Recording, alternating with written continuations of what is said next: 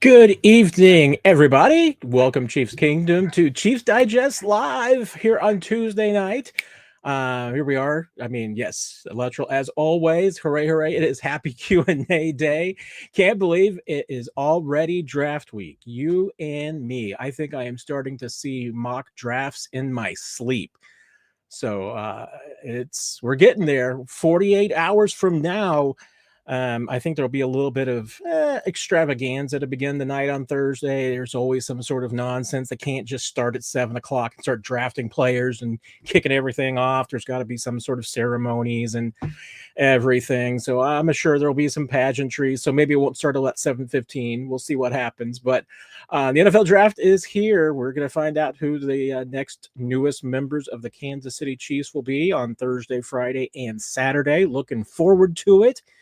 A lot of fun stuff going on this week. So if you haven't already caught it, 41 is the mic. We kick things off on Sunday with the mock draft from Nick Jacobs and myself doing 7 rounds each. So if you haven't checked that out, go check it out. I know Nick and I are also both going to have both at ChiefsDigest.com from myself and at KSHB 41 on their website. Nick and I will be having some more final draft coverage and some notes and everything that hopefully you need to get started for draft night. I will be at the Chiefs training facility on draft night and on draft weekend to bring you all the coverage from there. Nick is going to be in studio for KSHB 41, calling the shots, doing all of their draft coverage. So a lot going on this week. Be interested to see. I know there's a lot going on, so I don't know how many of you are going to get the chance to drop in tonight and fire away your questions to us. Of course, I also, not that I should really be bringing up things that people can be doing instead of this, but I totally get and understand and know for the nerds among us, Andor Season 2 drops at 8 o'clock. So trust me, I get that. So I know I get it. I know what's going on there. I completely understand that. So we'll see. Fire your questions as always. Nick and I will be here to break everything down. Nick will be joining us a little bit later this evening. And yes, good afternoon, Matt and the roomies. I've got Mickey Mouse over one shoulder. I've got Star Wars. I've got Patrick Mahomes over both shoulders. So we're all set to go. I don't know if I've got a lot of monologue items for tonight. I mean, obviously we heard from Andy Reid yesterday, along with Trent McDuffie. Today we heard from Creed Humphrey and JuJu Smith-Schuster. JuJu told me when I asked him about going down to Camp Mahomes in Tyler, Texas, and he's already down there. So we have not heard from Mahomes this week. The Chiefs are going to try and still make him available on Wednesday. He's usually available at some point during the beginning of off-season workouts, but since the Chiefs are doing it virtually, it's a little tricky getting everything together and getting everybody in the same place since everybody's kind of doing their own thing right now. I mean, they are getting together for meetings. If you go to ChiefsDigest.com, you can check out my story kind of talking about how they handle this virtual part of the process for the next couple of weeks when all the players can be frankly, wherever they want to be. Mahomes is kind of home. I mean, he's at his home base. Some of the players are coming down and not, all the pass catchers that go through down there with Patrick, they don't necessarily stay the entire week or 2 weeks. They may come down for a few days. So, there might not be even one time where everybody is there, but pretty much everybody puts in a few stops here and there. We'll see if Travis manages to make it down there this year.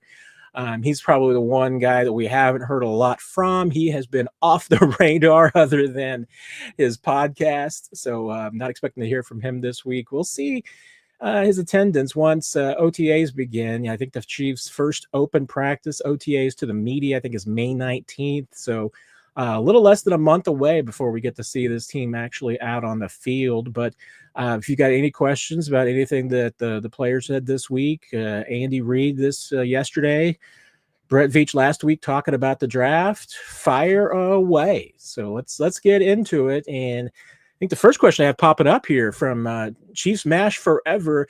What is the position you think Chiefs will come out of the draft with that maybe fans aren't thinking? It's a good question because, I mean, I I feel like the Chiefs are certainly, if all goes as expected with what they want, I fully expect that it will be offensive line, defensive line, cornerback, probably receiver, almost certainly a running back. Then what else? I mean, you got 8 picks. You could certainly hit a couple of those spots twice. So, I mean, if the Chiefs came out of this draft with a couple of defensive tackles or a couple of defensive ends and another defensive lineman for 3 defensive linemen, it would not surprise me at all. Now, another position that maybe you come out of, I think I took a safety in my mock draft on Sunday, and and that's simply because in the 7th round, you never know what's going to happen or what's going to be available.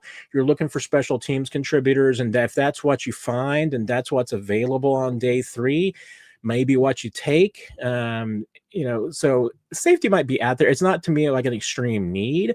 I know early on, before maybe the Chiefs brought back Mike Edwards, some were still thinking maybe safety.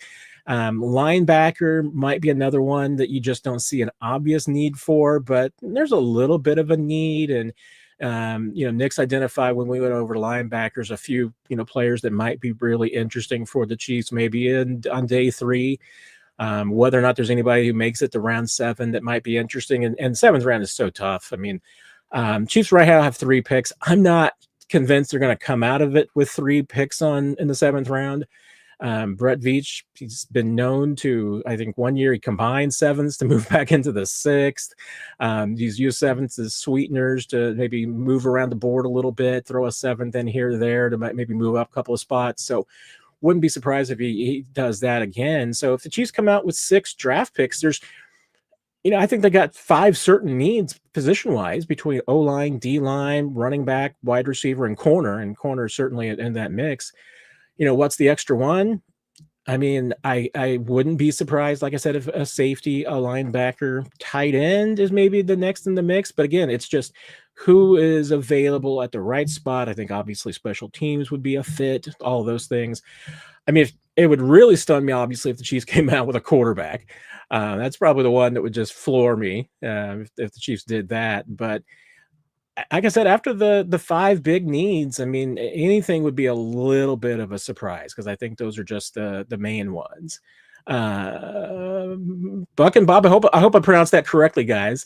Appreciate the live chat there and the support. Thank you. And as always, anybody with the live chat moves to the front of the line. Thank you for the content. Can't wait for the draft. Are the Chiefs trading up and for who? After Brett's press conference, I think it's a big possibility. I mean, Brett Veach trading up in the draft and moving up is always a strong possibility because that's his instinct. It's what he does. This time, I mean, there's more conjecture about him trading back, and I mean, and it really is just speculation and conjecture. I mean, there's no real convincing evidence to suggest that that's number one on it. And now he brought it came up during the press conference last week, and and once again Brett kind of pivoted to the fact that he is an aggressive drafter and GM, so he more than often wants to move up.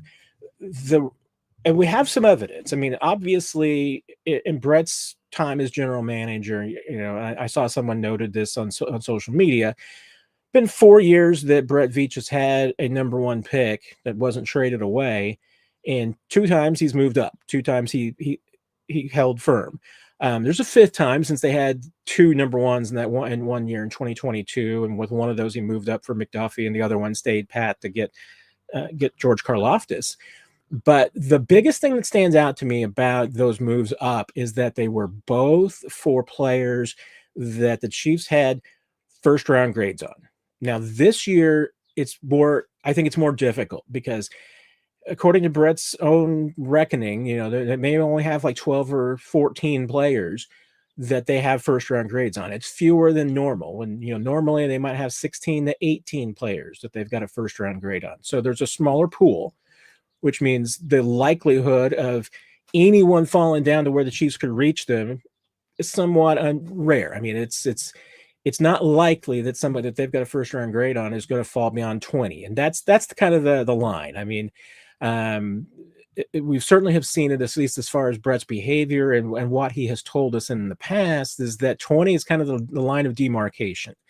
if a player falls beyond 20, and we're talking about non-quarterbacks here because obviously all the rules were off for Mahomes, and that is, I mean, if you need the quarterback to solve that, you move heaven and earth to get the quarterback.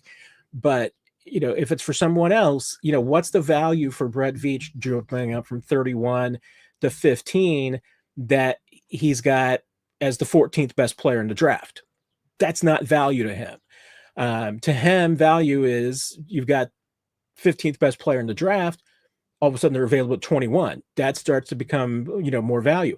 I think it's more difficult for the Chiefs this year because they are definitely in quantity and quality mode. So they're not in the position where they're willing to give up a lot to move. So I don't think that moving from 31 to 21 is in their mindset. If they make a move, I'm told it's more likely that they would be looking at something like they did last year for Xavier Worthy, which I think that was 4 spots they ended up moving up last year. So could you see them moving up to 27 or 29? Yeah, but I think, again, it would, is there value in that if there's a player that you've got a second round grade on? I think the only real value comes into it is that if, there's a run on talent and all of a sudden you get to 29 and you're Brett Veach, and it's like, wait a minute, maybe there's only one guy left that they got a second round grade on left. Now maybe you are talking about, moving up to grab somebody that you've got a second round grade on. The question is, can you do that for someone, like I said, that you don't have a first round evaluation of? Can you afford, if that's a player that might be tied for the 16th best player, but maybe tied with 30 other players? Is there value in moving up and doing that in the first round from 31? I mean, if you hold Brett to what he said in the past, no. I mean, you really only do that for players that you view as first round talent. And they viewed that with Trent McDuffie. They went and got him. They viewed that with Xavier Worthy. He fell to a point where they felt like they could now afford to move up and go get him. I think the really interesting thing was to be that if the Chiefs do hold pat and they do fall to 31, I mean, they have shopped their late first round pick before. The problem was that they just never found a buyer. They wanted to move in 2020 before they ended up picking Clyde. There just wasn't a market available. Whether or not they wanted to move in 2023 is still up for conjecture. Possibility that they were interested, but how serious is a good question. But they've entertained the possibility of moving back before under Brett Veach, and it just hasn't materialized. If it materializes this time, could he move? I think it's a possibility too. I mean, and I think that if Brett does it, I think a reason why would be for a couple of reasons. One would be if he's able to get an additional pick in the first 3 or 4 rounds, really, especially the first half of the 4th round. I mean, if you're able to get another pick in the top 120 in this year's draft, I think you'd like to try and do that. If you could upgrade your second round pick so you're not waiting around until 63, or you can upgrade that 4th round pick so you're not sitting around till 133, I think you'd be interested in that. So I could see some scenarios where Brett would not only want to maybe add quantity as an additional pick in the first 4 rounds, maybe even a pick in the 5th or 6th because you're not there. You don't have any picks there. So maybe he would be interested in that, but also upgrading picks and improving the quality of those picks. So I think those are 2 things that he would be looking at if he is going to move back. So, I mean, I always think Brett Veach moving up from any particular point in the draft is always a big possibility.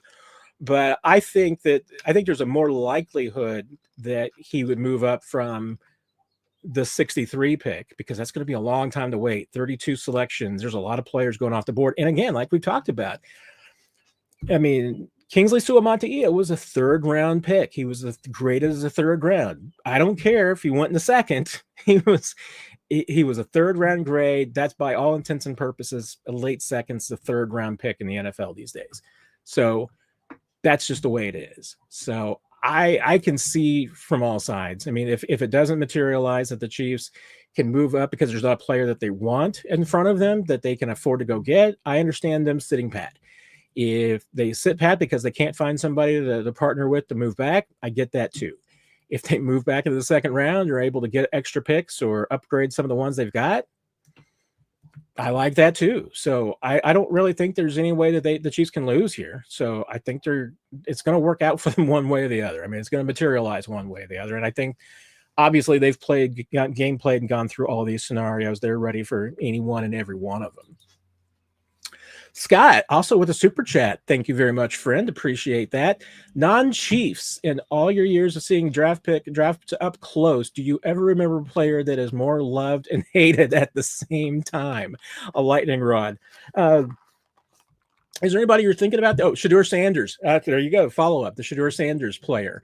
Gosh, it's a really good question, Scott. I mean, he is interesting in that. I mean, you're seeing mock drafts where Shedeur Sanders could be the number 2 overall pick. That's about the highest I see him now. There were probably some early on at some point where Shedeur Sanders might have been somebody's number 1 pick overall, especially going back to maybe December, November or something. I'm going to have to go back and I'm looking at some of the past drafts and everything real quick at the classes to see if there's anybody off the top of my head. He's up there, Scott, just because there's such a wide variance of opinions.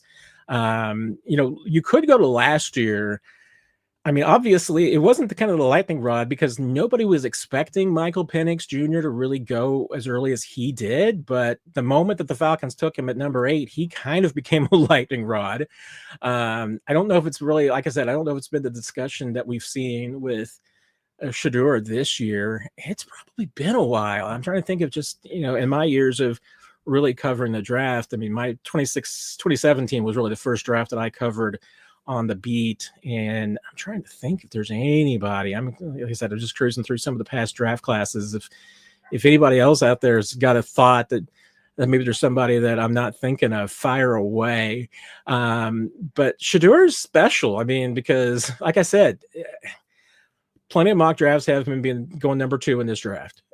There are mock drafts that are going to have him going in the 2nd round. And I was on a mock draft today. I wish I could remember where he ended up going. It was, I think, later than I expected. This was one that was done by a radio station in Pennsylvania. I know what he is. I was looking to see where he's at on Dane's board. Dane's got Cam Ward as the 13th best player in the draft. Dane Brugler at the Athletic, and obviously he's a board that I really trust and does such great draft work. Where was somebody probably knows off the top of their head? I used to there for a few moments. I knew where Shedeur Sanders. He's got Shedeur Sanders at 34. So, I mean, that's pretty good spread, and there's probably some people who would have him even lower than that. So it's a good question, Scott. I mean, I don't know. I'm racking my brain and I'm having a hard time of thinking anybody that has such a variance on opinions as far as top of the draft versus maybe not even being in the 1st round. I mean, this one is unique, and it's the helicopter dad aspect of it. Maybe the question of I don't know if you can really question the talent, the athleticism, because you've seen it. Looking, once again, I'm just scanning through some past drafts to see if there's anybody that's jumping out at me. Maybe I need to go back further years wise. Like I said, sometimes there's picks that just surprise you. Obviously, like I said, with Michael Penix last year, kind of pops out as a player that, maybe you weren't expecting. But I mean, as far as just this range of opinions, gosh, I mean, even if you didn't like Tua, I mean, I don't know of anybody that was really, thinking Tua was going to fall that far down, but maybe, I mean, I seem to think that remember that there was a handful of people that just were not big Tua Tagovailoa fans and maybe had him pretty low. I mean, quarterbacks are where you're going to have the wide divide, and and honestly, athletic quarterbacks are probably in that same ballpark. I mean, I don't know.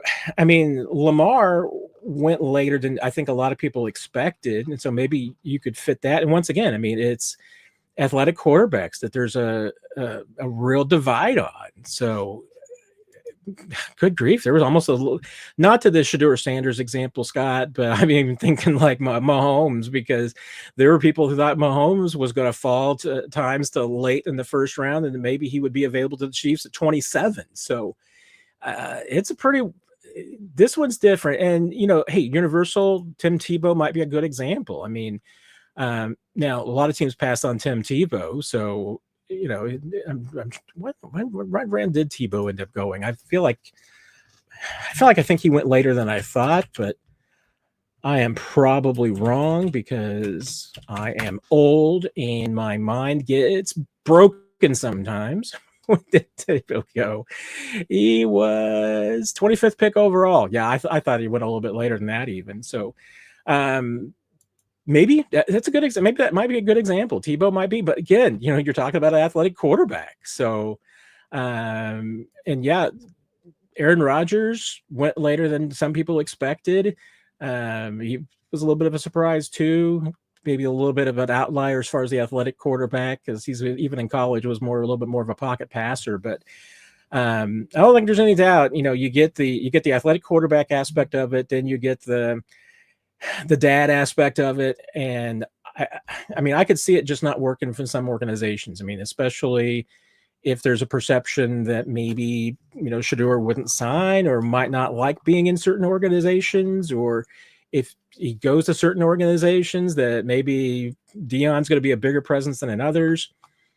I could see that. I could see some teams wanting to stay away. And obviously there's a lot of teams in the NFL who don't need a quarterback, so they're not going to take him. I'm curious to see what happens. Like I said, I feel like he could go as soon as 2, and he could end up going to the second round, just depending on how things fall, especially if a team that you think is going to take a quarterback doesn't. And I think that the Tennessee Titans could be that team. I don't know. I have no insight on this. I mean, I've covered Mike Borgonzi for a long time. I am still stuck on Mike Borgonzi saying that if you get a chance to take a generational player, that you take that chance. And everybody I've talked to agrees there's only one generational player in this draft, and it's Travis Hunter. And I mean, if they throw a curveball and take Travis Hunter number 1 overall, I can't fault them for it. I think it would be a brave pick, especially since you don't have a quarterback yet. But I mean, if you think he's the best player in this draft, and a lot of people do, take him number 1 overall. Get your quarterback later. I mean, especially if your guy is not there. We've seen more new organizations, whether it's a GM or a coach, ruined because they took maybe just the best quarterback available, or the quarterback that conventional wisdom thought was the best available, instead of going with their guy. And if it takes you 2 or 3 years to find your guy, you're better off doing that than spending the first pick overall on a guy that you're not convinced is worth it.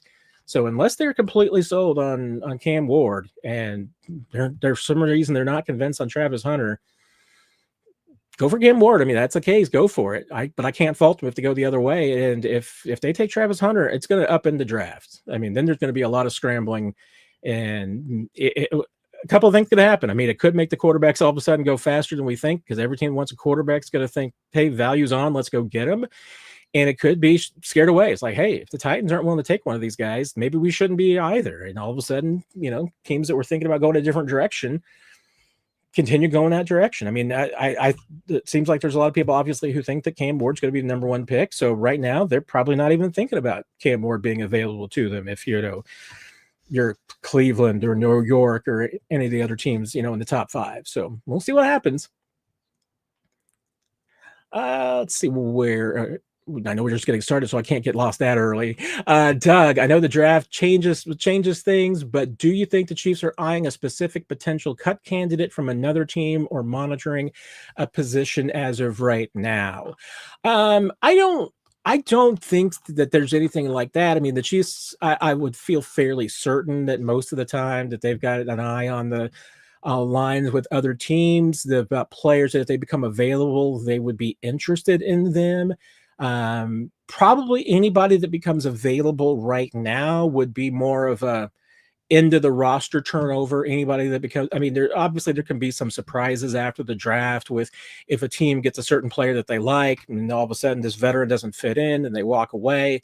Usually what we see the Chiefs do this time of year after the draft is that we might see them pick up a veteran from another team who is that roster turnover. It's not anything that you're not displacing somebody, like you're not walking away from a JuJu Smith-Schuster because another receiver becomes available.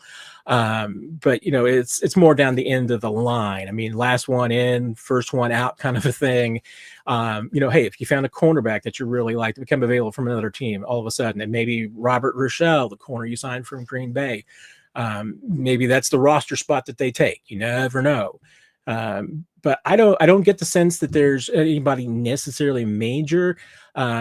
This would be more probably you would look down the line at training camp, and when those cuts are made, that would probably be when there's more substantial movement. At this point, I mean, if the Chiefs were to pick up a veteran from another team that becomes available, 9 times out of 10, they're a veteran that was probably available a few months ago. Maybe it was just a secondary choice for the Chiefs.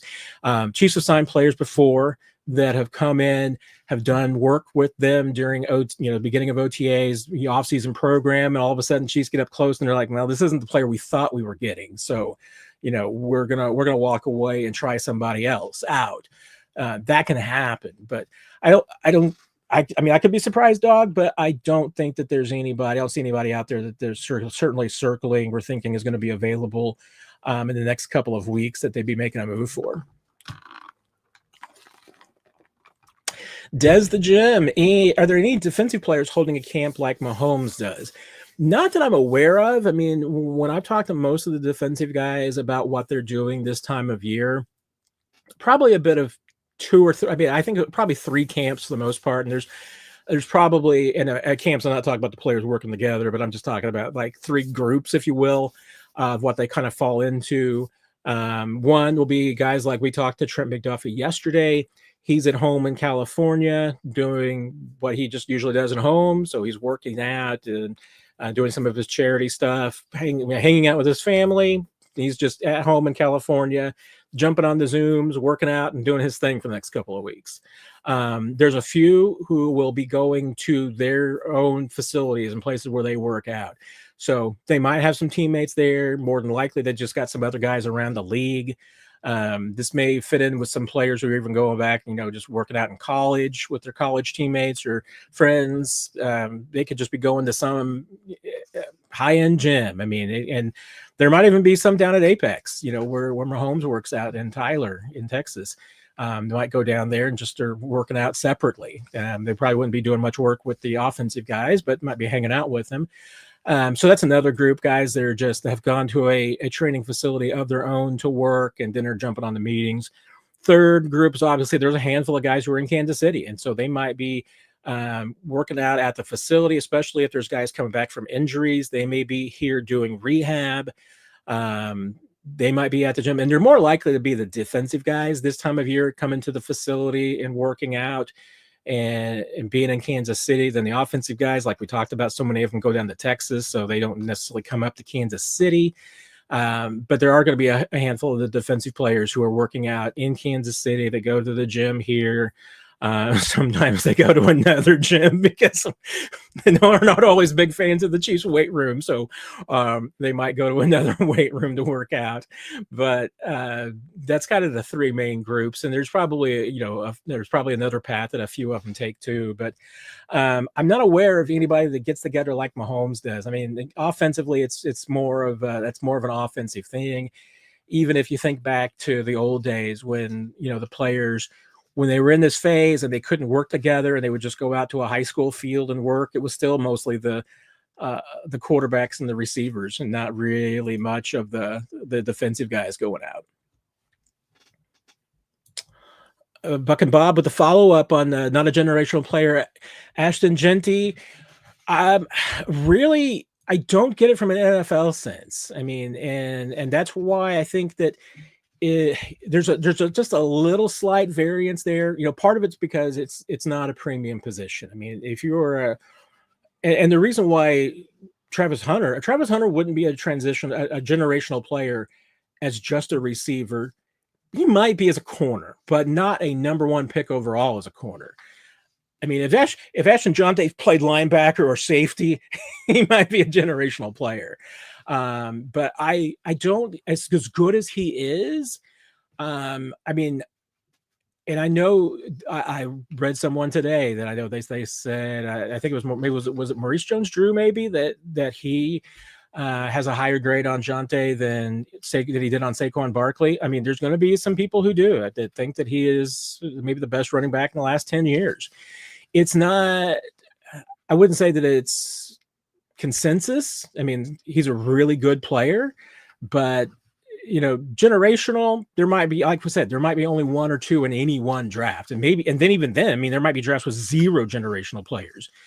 To me, you're talking about a generational player, talking Mahomes, Aaron Donald. I mean, these are just these unicorns. Saquon probably is a unicorn. Is Jonte there? I mean, that might be one of the your mileage may vary kind of topics. I don't get to the consensus that there's a feeling on him. So that's why I say, I mean, if there's a generational player in this draft, I think it's Travis Hunter, just because there are people who've got him graded.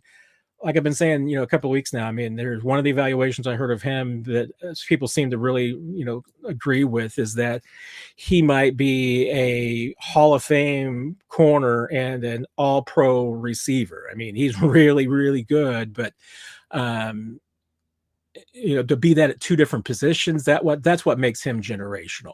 If you're Mahomes as a quarterback, you're generational. If you are like I said, Aaron Donald, maybe even a Chris Jones. I mean, Chris Jones, you could possibly talk about that, although nobody viewed him as that. He just became arguably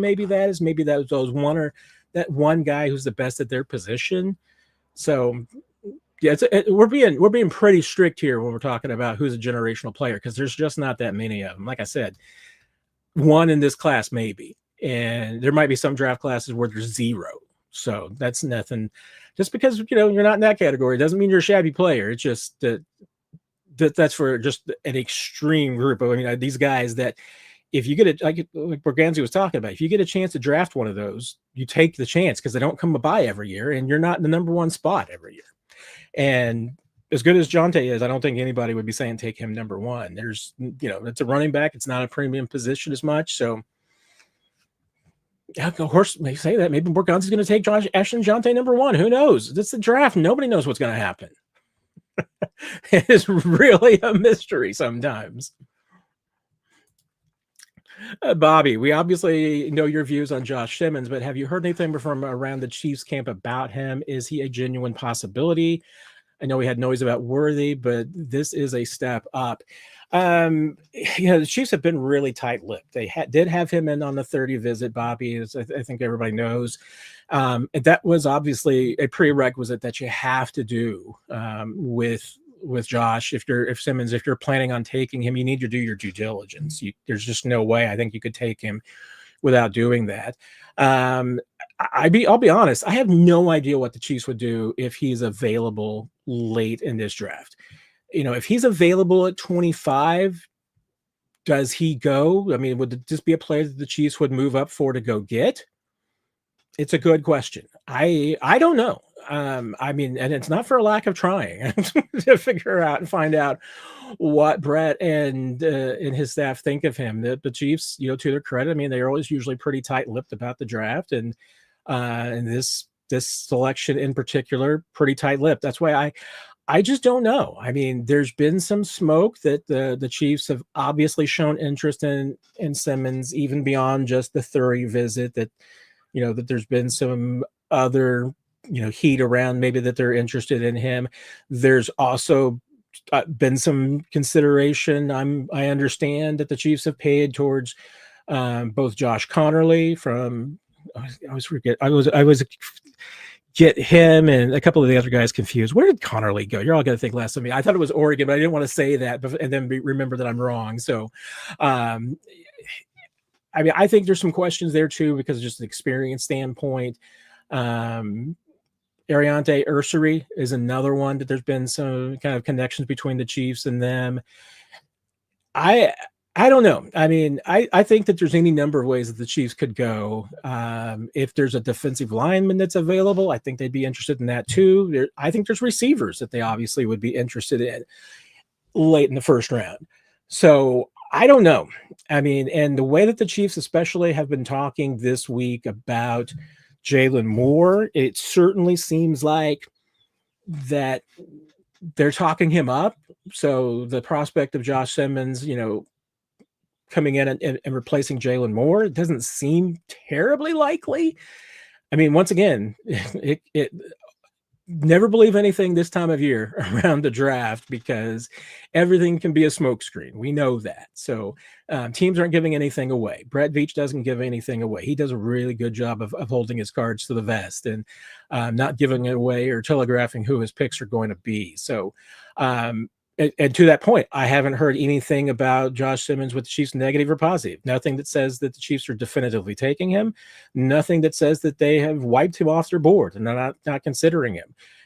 If they brought him in for a 30 visit, it has to be a genuine possibility. So until we get more information, Bobby, I can't really say one way or the other. And I'll keep trying for you. And I mean, it is 48 hours. We'll find out soon enough, I guess, if the Chiefs are interested. But that would be my line would probably be about 24 or 25, is that if Josh Simmons is still available, then that's where I think if you're the Chiefs, you'd probably have to start thinking about moving up if you want to get him.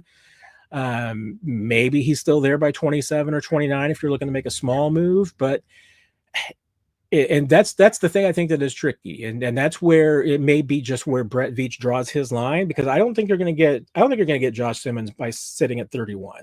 I mean, some team is probably going to take a chance on the talent regardless of the risk. So whether it's a team that's just going to stay where they are and see if he falls to them, or it's a team that's going to move up to try and get him, I don't know. I think he's going to be gone in the first round one way or the other. I think he's going to be gone before 31.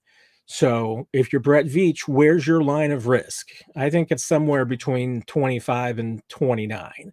Maybe it's 27. I mean, maybe that's as far as up as you would go. So if you're Brett Veach, maybe you say, hey, if he's still there at 27, that's when we go get him. Could be earlier. Could be gone earlier. That's just, once again, the perils of drafting at 31. You just don't know what the board's going to look like when you get there. So I have certain, like you said, I certainly have my concerns from the injury standpoint and just the nature of that injury. And the scuttlebutt around, there was a report from, I think, Albert Breer over the weekend talking about Josh Simmons and maybe that his test medical results from the combine weren't the clearest, maybe that there was some concerns about them, and that's why a lot of teams were having him in for visits. There's hasn't been a second workout that supposedly he was going to do before the draft. We've never seen that. The only thing we really have is that short clip, a few minutes of him doing drills at the Ohio State Pro Day, and that's it. We haven't seen anything else the entire time. So, and when players come in for visits, they can only do medicals and conversations. They can't do workouts on those 30 visits. So, you're not probably getting a really good look on those 30 visits other than the medical aspect of it, which is obviously something that's important to the teams. Any information that they get is important information. But I wish I could tell you more, Bobby, but that's kind of it in a nutshell. I think it's a real mystery.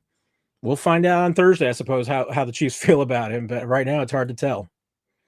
The Dockster is in. Who do you like in the first, Matt? Whew. That's a loaded question, because I think, for me, I try to look at it and think about, who is a realistic possibility.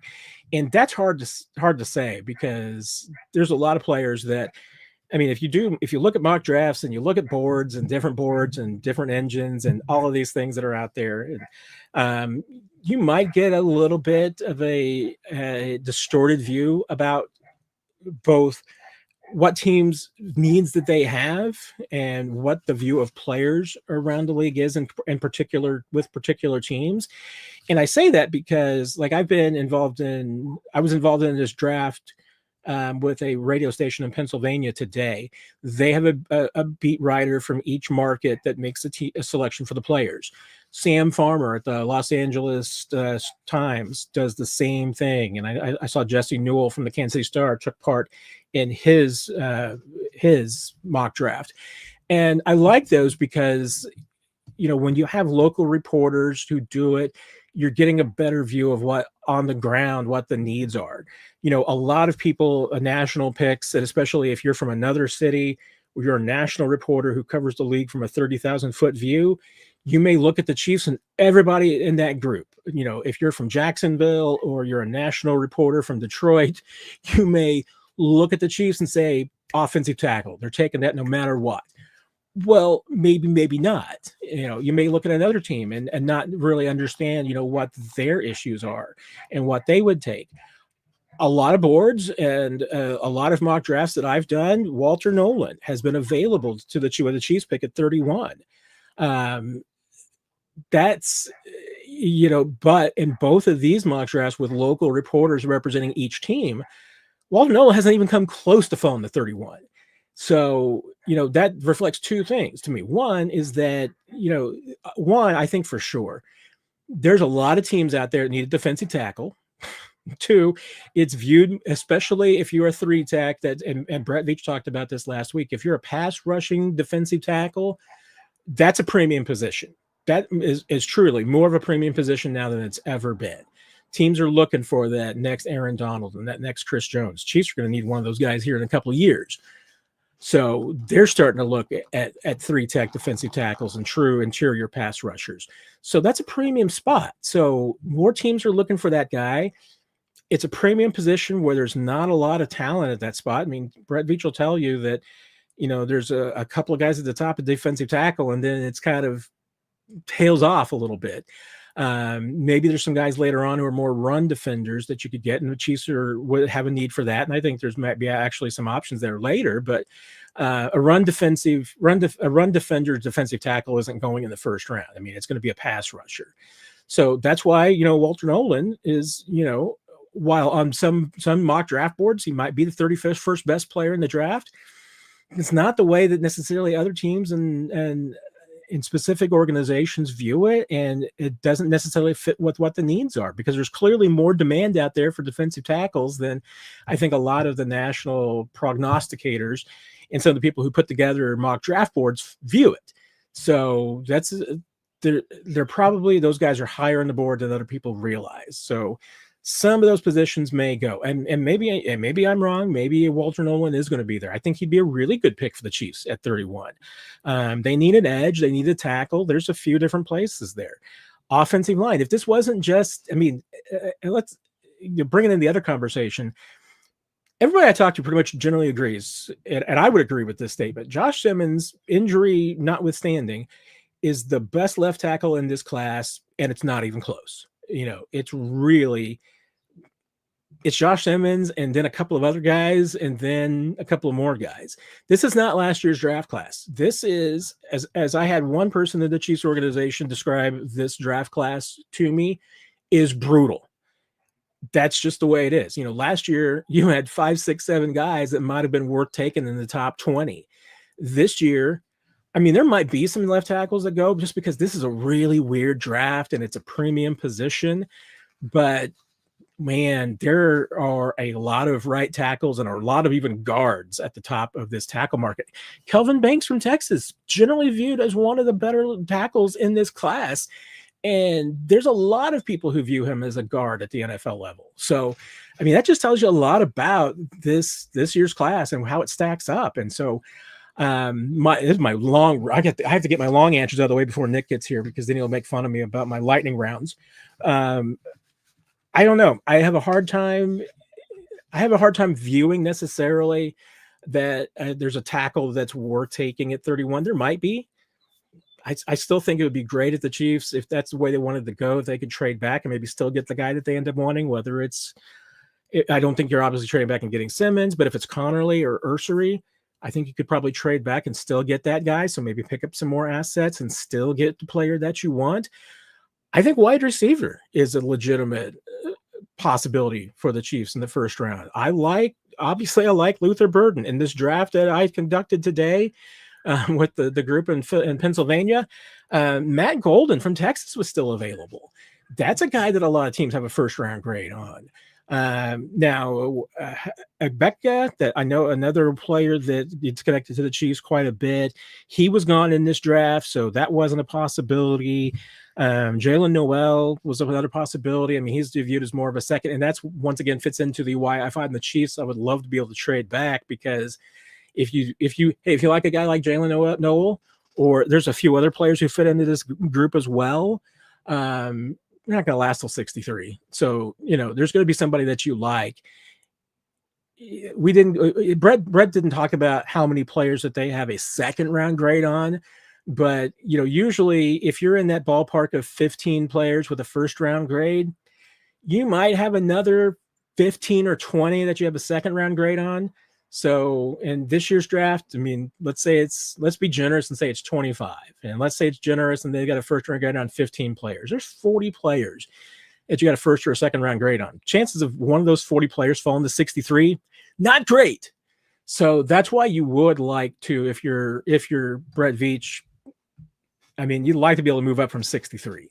And it's hard to do with the picks that you have right now. Not impossible. It just means giving up a little bit of what you have to do that.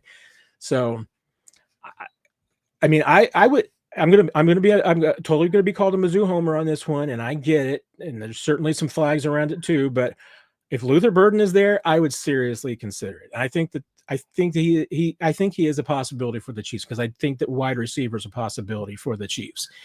I don't know if of the cornerbacks who would be, Trey Amos is probably, from Ole Miss, is probably the biggest. I mean, the best, the highly rated corner that might be there. I think that might be a little bit of a stretch for the Chiefs. I think the real value at that 31 pick is going to be offensive line, defensive line, or receiver. I think it's a strong possibility it's going to be one of those three positions. So now if it's going to be defensive line, who else could it be? That's where it gets a little bit trickier, in this mock draft done today. I mean, for instance, the top 7 edges were off the board. Is the 8th best edge is Tuamalu from Ohio State? Is he worth taking there? Is, I'm thinking about who else. I think Landon Jackson, is he worth it there? I mean, Chiefs have been in that spot before where they've taken like the 10th best edge rusher in a draft, because I think Breland Speaks was maybe generally maybe the 10th or 11th. So you've been there before. I still stick with best available player. And if that best available player is a wide receiver, offensive line, defensive line, as long as it's a tackle on the offensive line, I'm not taking a guard or a center in the first round. But wide receiver, defensive line, tackle, offensive tackle, that's what I would end up taking. If that's the best player on the board, that's whom I would take. Luttrell, does KC hold off on contract negotiations with George or McDuffie until Trey is done? If Trey drags on, would they like to lock either of them up first? I do certainly kind of get the sense, Luttrell, that there's a little bit of timing involved in that yes, that the Chiefs would like to get Trey resolved before they move on to McDuffie and Karlaftis. And I think there could be even a little bit of pecking order with McDuffie and Karlaftis. I think they would prefer to get McDuffie done first. That's the guy that it certainly seems like there's a little bit more smoke around as far as trying to get something done. Brett, for whatever reason, and I think there's probably a few different logic reasons why it might be this way, but he's not necessarily the biggest fan on doing contract negotiations during the draft process. And I think maybe a little bit of it, obviously, is he doesn't want to turn focus from the draft for him and his staff. He may not, he may be dealing with some agents who don't want to trade, take focus away from their players, and he's often got, in this case, with Trey Smith, I mean, Trey's with an agent that's got a lot of NFL clients. So, they got plenty going on, and they got plenty going on with the draft. So, after the draft, things are quieter. So maybe that makes sense.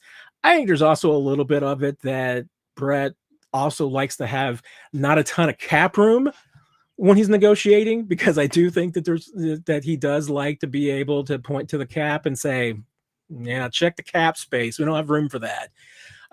Wouldn't be the only GM in the world that does that. I would do that if I were a GM. I would negotiate from that position too, because I'd like to be able to say, tap the sign. Moose out front should have told you we have no cap space.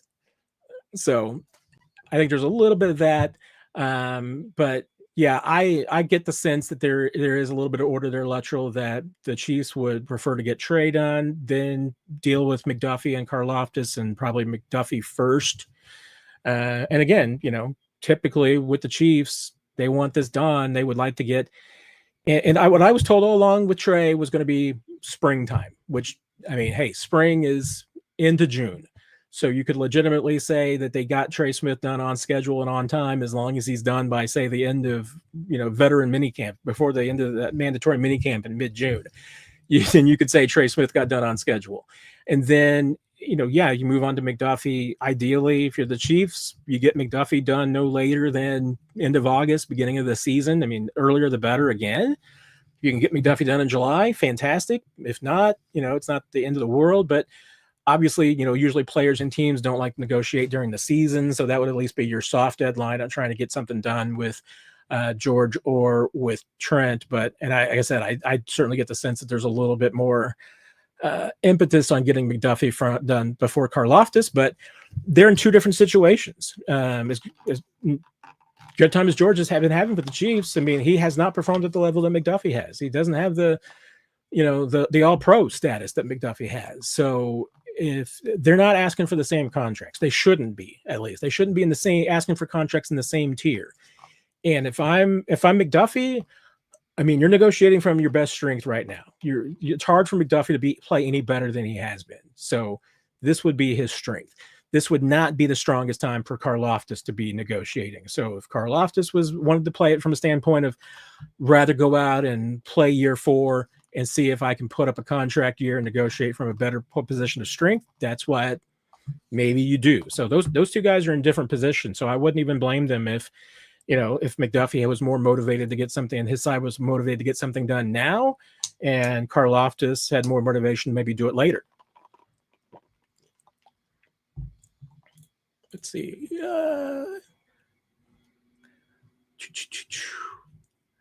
Bobby, if not a tackle in round 1, maybe just don't take one and re-sign Humphreys or Smith to back up more and just handle the tackles next year's draft. Certainly possible. I mean, and look at a couple of these scenarios. I mean, one is that you take the Chiefs, what especially Brett Veach and Andy Reid have said at face value in the last week, which is that they really like Jalen Moore. They were impressed with what they saw. They liked him coming out of college. They like the film that he put up backing up Trent Williams, and they point to that. It's like, hey, he was backing up Trent Williams. I mean, there's a little reason why he wasn't playing. That guy's really good. If Jalen Moore is as good as they believe and can play left tackle at above replacement level, I mean, certainly above what you've gotten the last couple of years from that position, I mean, I don't know that you're necessarily saying left tackle solved, but you've at least got it taken care of, or at least it has something that's not going to be your biggest worry for 2 years. You've got Juwan Taylor, whose contract, as Brett Veach says, is in the tail end of the contract. This is last year for all intents and purposes, because even though I think he's got one more year, it's not built to be. I mean, it was built to be an out year, mostly for the Chiefs more than Juwan, but it's built to be an out year. So, you've got Juwan Taylor for one more year. You're probably not extending Juwan Taylor beyond this year. So you need a right tackle too. So that's why, and if the Chiefs did take a tackle this year, I would not, I mean, unless it's a Josh Simmons maybe, but otherwise I wouldn't expect them to take a left tackle in this year's draft. I would expect that whomever they get to be a right tackle, because you need both. And I have not looked at next year's draft class. So I'm sure the Chiefs have. Now, when I asked Brett, how much does he take into consideration next year's draft class when looking at a position like left tackle, he's like, not really. I mean, you can't get yourself into that. But I mean, on the one hand, there's no way that next year's tackle group can be as bad as this one, because this is, like I said, it's brutal. So it's not a great group. So, but at the same time, you can't bank on that. Now, are the Chiefs also looking at next year's free agent class and looking at tackles and seeing if there's somebody there? Now, again, like Nick and I have talked about, if you're a good tackle, if you're a good left tackle, you're not going to hit the market. So, I mean, at some point, the Chiefs are either going to have to find their own left tackle and develop them, That requires a question about whether or not Andy Heck is the guy that developed that tackle. We'll set that aside for now. But if you're just going to go talk about finding the tackle, I mean, I'm not sold that left tackle is in this. Now, you might be able to find a guy. Maybe you can find a guy later on that you can develop, or maybe you find a right tackle in later rounds that you're comfortable with that can replace Jawan Taylor. And now you're just looking at the left side and you feel like Jalen Moore's going to be your guy for 2 years and you've got 2 years to figure it out, which could even mean, obviously you're even looking into 2027's draft and maybe there's a rookie there that you think can come in and step in and be your left tackle. I mean, it's not the end of the world, but I mean, I don't feel like that the Chiefs are in a spot where they have to get a tackle in this year's draft that has to play on the left side. I think they can get somebody else, and it can be somebody who plays on the right. And Bobby, what does it say about Brett Veach if Josh Simmons is on the board around 23 and 24 and he trades up for him? Bad move or ultimate steal? I mean, that's the time will tell. I mean, that's when you make a move like that, Bobby. I mean, you're going to get graded on it. There's no doubt about it. And, and it can end up being bad move, ultimate steal, or it could be a push. Let's say you move up and you get Josh Simmons at 24. Let's say he ends up being, maybe he doesn't, maybe he's not a great left tackle, but at bar minimum, you've gotten yourself a halfway decent right tackle that's able to help you out there for 4 or 5 years. Is that a bad pick? Well, maybe not. I mean, especially if you're the Chiefs and then you find somehow still shore up the left side. I mean, maybe it's a push in that case. I think it's a risk. I mean, that's the only thing. And risk can pay off. And that's what I say. I mean, Josh Simmons is clearly the most talented left tackle in this draft. There is no doubt about it. The question is just how healthy is he and how healthy is he going to be going forward? If your medical staff tells you that there's no concern, then, and it's the thing is that if Brett Veach makes that move, I'm going to assume that he knows more than we do and that he knows more than I do for sure, because we have very limited information. These guys have a lot more information than we have. All that we know is that Josh Simmons has a torn patella tendon. That's bad. I mean, it sounds really bad on that level. And, and we don't always know when guys have torn patella tendons. I mean, there have been players who have had torn patella tendons, it's never reported publicly. Maybe it's just reported as a knee injury. Maybe they had an ACL repair and a patella repair and just never, the team and the player never told anybody about the patella tendon repair. That has and can happen. So I know a player that I was told this week that had a patella tendon repair that has never been reported publicly that they had a patella tendon. And I couldn't believe it because that player's been really good. And I'm not going to say who it is because, like I said, it's never been reported publicly and it wasn't told to me as being that it was public. So I'm not going to repeat it. But I mean, those things happen, so the fact that we have that information about Josh Simmons, it just means that Brett Veach knows more. I mean, Rick Burkholder, they've gotten that guy into the building and they have done their own test, own MRIs, own results. They've looked at the player. They've looked at the knee. If they move up to get him, we're dealing with imperfect information. I mean, Brett's still technically dealing with imperfect information too.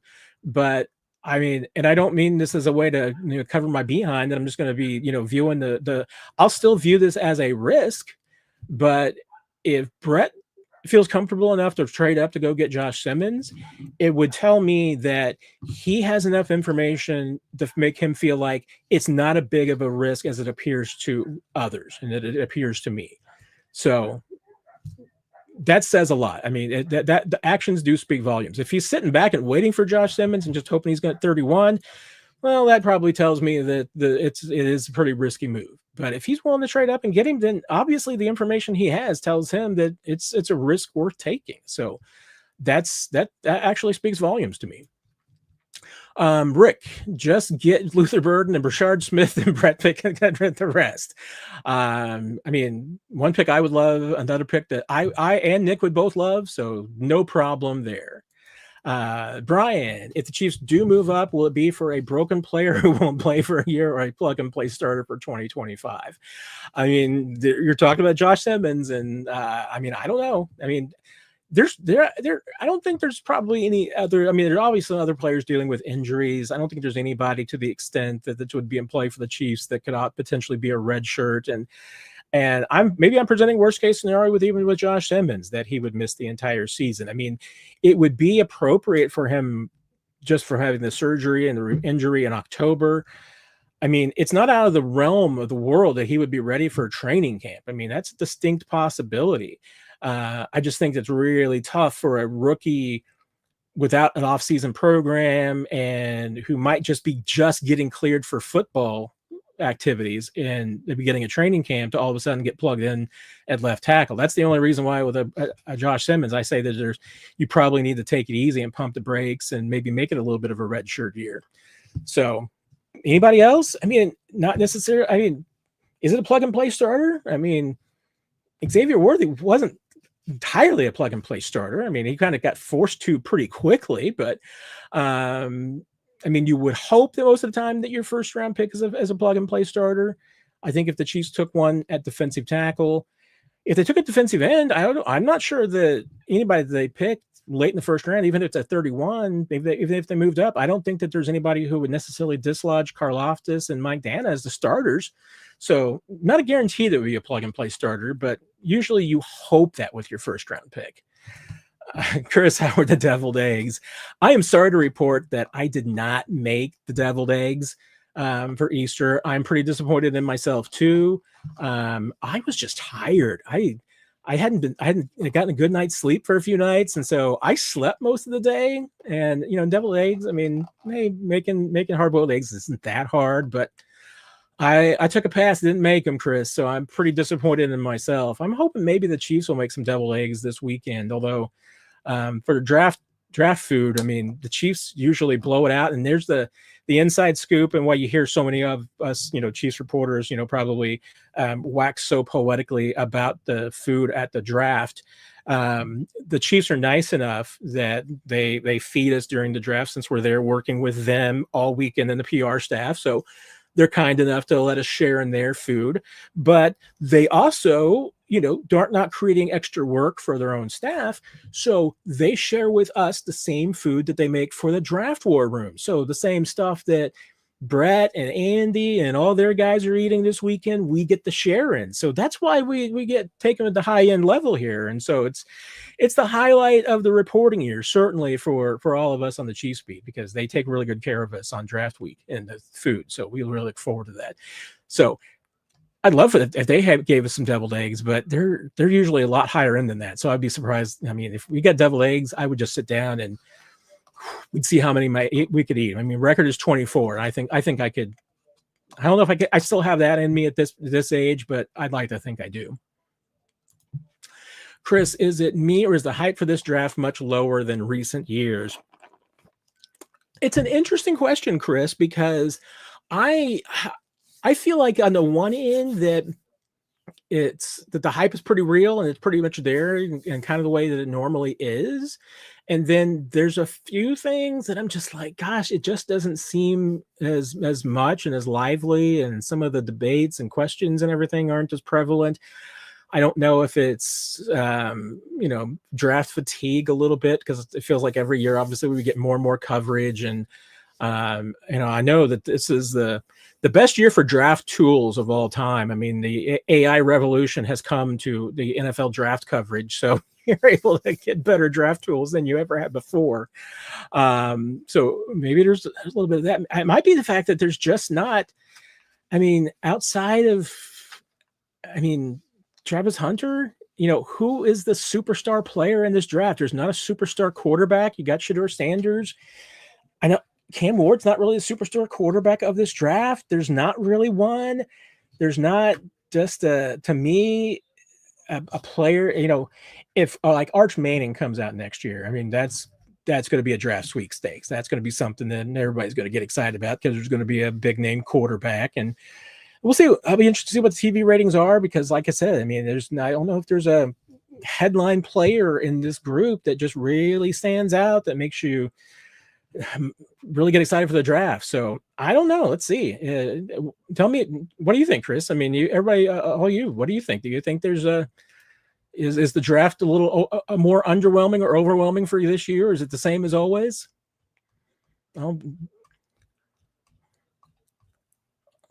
be interested to see what you all have to say. So Nick will be joining us shortly, so maybe we can get an update on grocery shopping or anything else that's going on with Nick. So we had a busy day today. If you have not already seen it, we did get to talk to another draft player, BJ Adams from Central Florida, cornerback. Maybe a late round selection, but somebody that might be worth keeping an eye on if you're a Chiefs fan. A lot of fun to do any and all of these interviews we managed to do. And, we had quite a few of the local players, and Ty Robinson from Nebraska was in that list. Jalen Knoll, Jacob Parrish, the cornerback from K-State that I really like.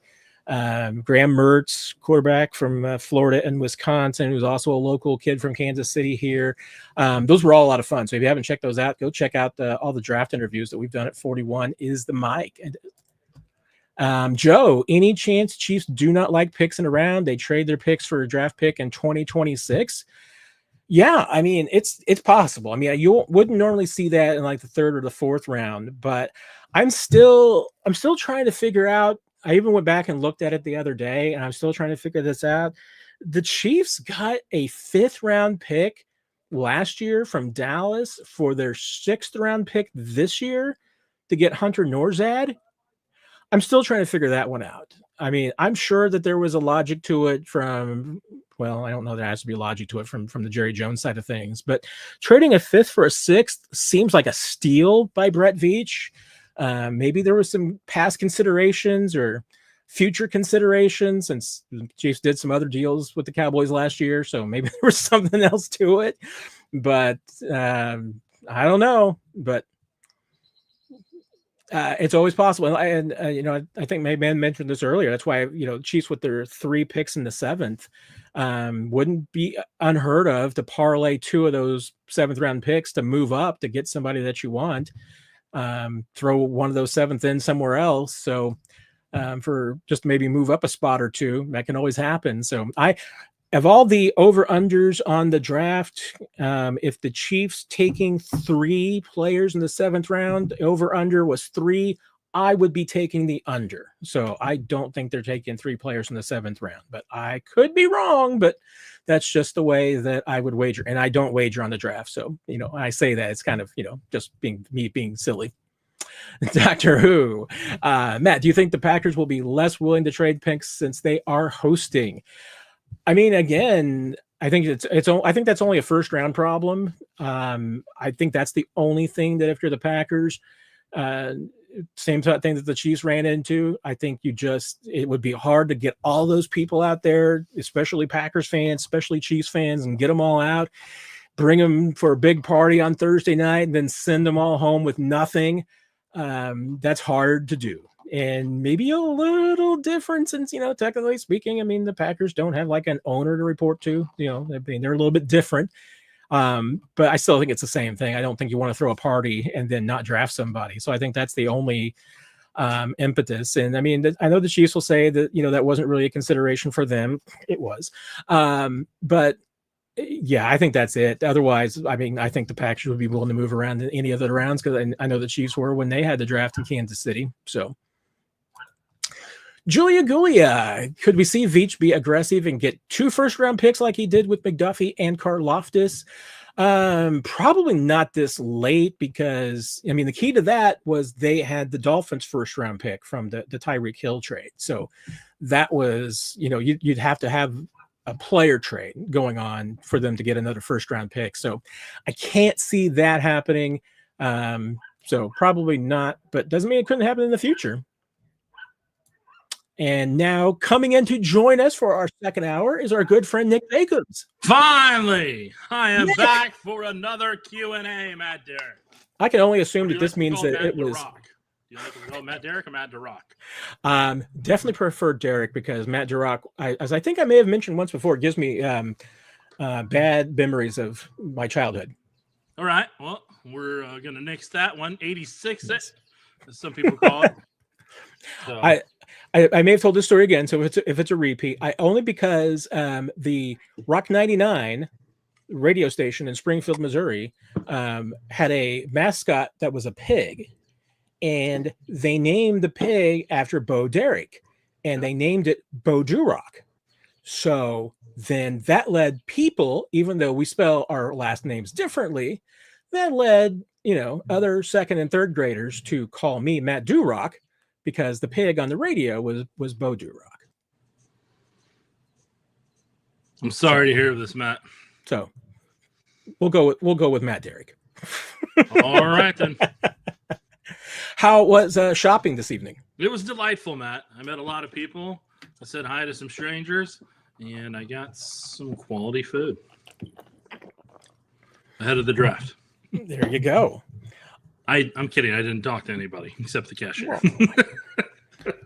I would expect it. I mean, is that a sport coffee? Nope, it's not. Okay.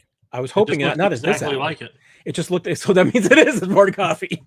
Just looks exactly like it. Just looks exactly like it. All right. Well, we've got Nick loaded up with a sport coffee and 45 minutes. So if you manage to push the right button, we might get a Nick rant. Nope. Not talking about Andy Heck tonight. Not going to do it. Mike, do you think that despite not being a top need in the first, Starks could be a sleeper pick the Veach could pounce on with his versatility, would probably be in the group of first-round talents? I don't know. What do you think, Matt? I'm going to let you, because I am so bad with names or at least have like people written off. I'm trying to remember who he's talking about. He's a safety. Malik Starks from Georgia. Oh, there you go. That guy. Yeah. Well, that explains why, once again, yeah, you said safety and that's where you lost me. So. Well, he said sleeper. I gave you safety. He is, I mean, yes, a good, and I should remember because I had him circled because he was one of the players who was available for me when I took my pick in that radio station first round mock in Pennsylvania earlier today. And I just bypassed him and the kid, Nick from Nick Ammo Anwari. See, I haven't learned any of the safety pronunciations because I don't think the Chiefs are taking anyone unless they fall to the fourth round like a Jaden Hicks does. But be a pro, Matt. Be a pro. Okay. There's some things, Nick, that I defer to you, and you're in charge of. You're the expert on. Nope. I'm sorry. I'm an expert on nothing. I have pretty much passed on safeties in this draft. So, what do you think? He would be a first. I mean, he would be what some would consider a first round grade. Yes. So I think Starks is going to end up with the Ravens personally. So I think no landing spot for him. I'm going to end up having him going to the Ravens in my mock draft. So I think that's where he's going to go. He gives them a versatility, the athletic that they need, and it allows them to kind of not have to put Kyle Hamilton as the guy who has to cover over top. So on that front, I think that's where the Ravens lean. Now that I've said that, they'll go pass rusher for like the 11th year in a row. Yes, instead of 11th because I don't know. 11th. But, yeah, Mike, I'd say, look, O-line, offensive tackle is a spot that I'm sure the Chiefs are going to keep tabs on when the draft rolls around. Defensive line is something that they desperately need to address in the first 3 rounds multiple times, not just once, but definitely twice. And then obviously running back, they need to come away with the running back, and then they need to come away with corner depth. So they have Fulton, McDuffie, and whoever the potential new corner would be. If they don't re-sign anybody, it allows them to not have to really panic at that position next year and draft 5 members to their secondary because they had to trade away Tyreek Hill to rebuild a new secondary. So with all that said, I totally get the thought process of getting a safety. I just don't think that really should be their priority personally. Here's another question right up your alley, Nick, because your board knowledge and your draft knowledge is superior to us all. Graham Walker? Graham Walker is the half brother of Patrick Mahomes. So, I don't have any thoughts on Graham Walker. So, I'm aware that he is related to Patrick Mahomes, and they share the I didn't even know that. See, so I'm here. Here I am. Yeah, no, he went to Rice, and he moved So at one point, if I remember correctly, he was a quarterback or receiver. I know he was a receiver at Brown at one point. Can't remember if he was a quarterback in high school or what. And then he transferred down to Rice, and he was a tight end this past year. Mick and I were going over it earlier this week. So I don't know why I keep thinking he's a quarterback. Yeah. Well, maybe you bring him in for a rookie mini camp for amusement. We'll see how things work out. There you go. Gary, where do you see quarterback Jackson Dart, right? Once again, I mean, and this isn't just a case of me forgetting names. Not that I don't know anything about Jackson Dart or remember him. It's just that I have talked a lot today, Nick, and my brain is no longer completely working. Well, we all have our struggles, Matt. And some of us have sport coffee. Or a can that looks like sport coffee. But Jackson Dart, I could see him going late first. If not, see him going the second round. But like I told Matt earlier today, the thing I noticed with watching most of the quarterbacks is their ability to read a defense isn't necessarily there. And it's obviously not pro ready. A lot of it looked predetermined from a lot of the quarterbacks I was watching. So for the most part, whenever I was putting quarterbacks on my board, I was doing it based off what are their releases like? How quickly can they fit it into the window? Do they lead the receiver properly? How quickly can they make decisions?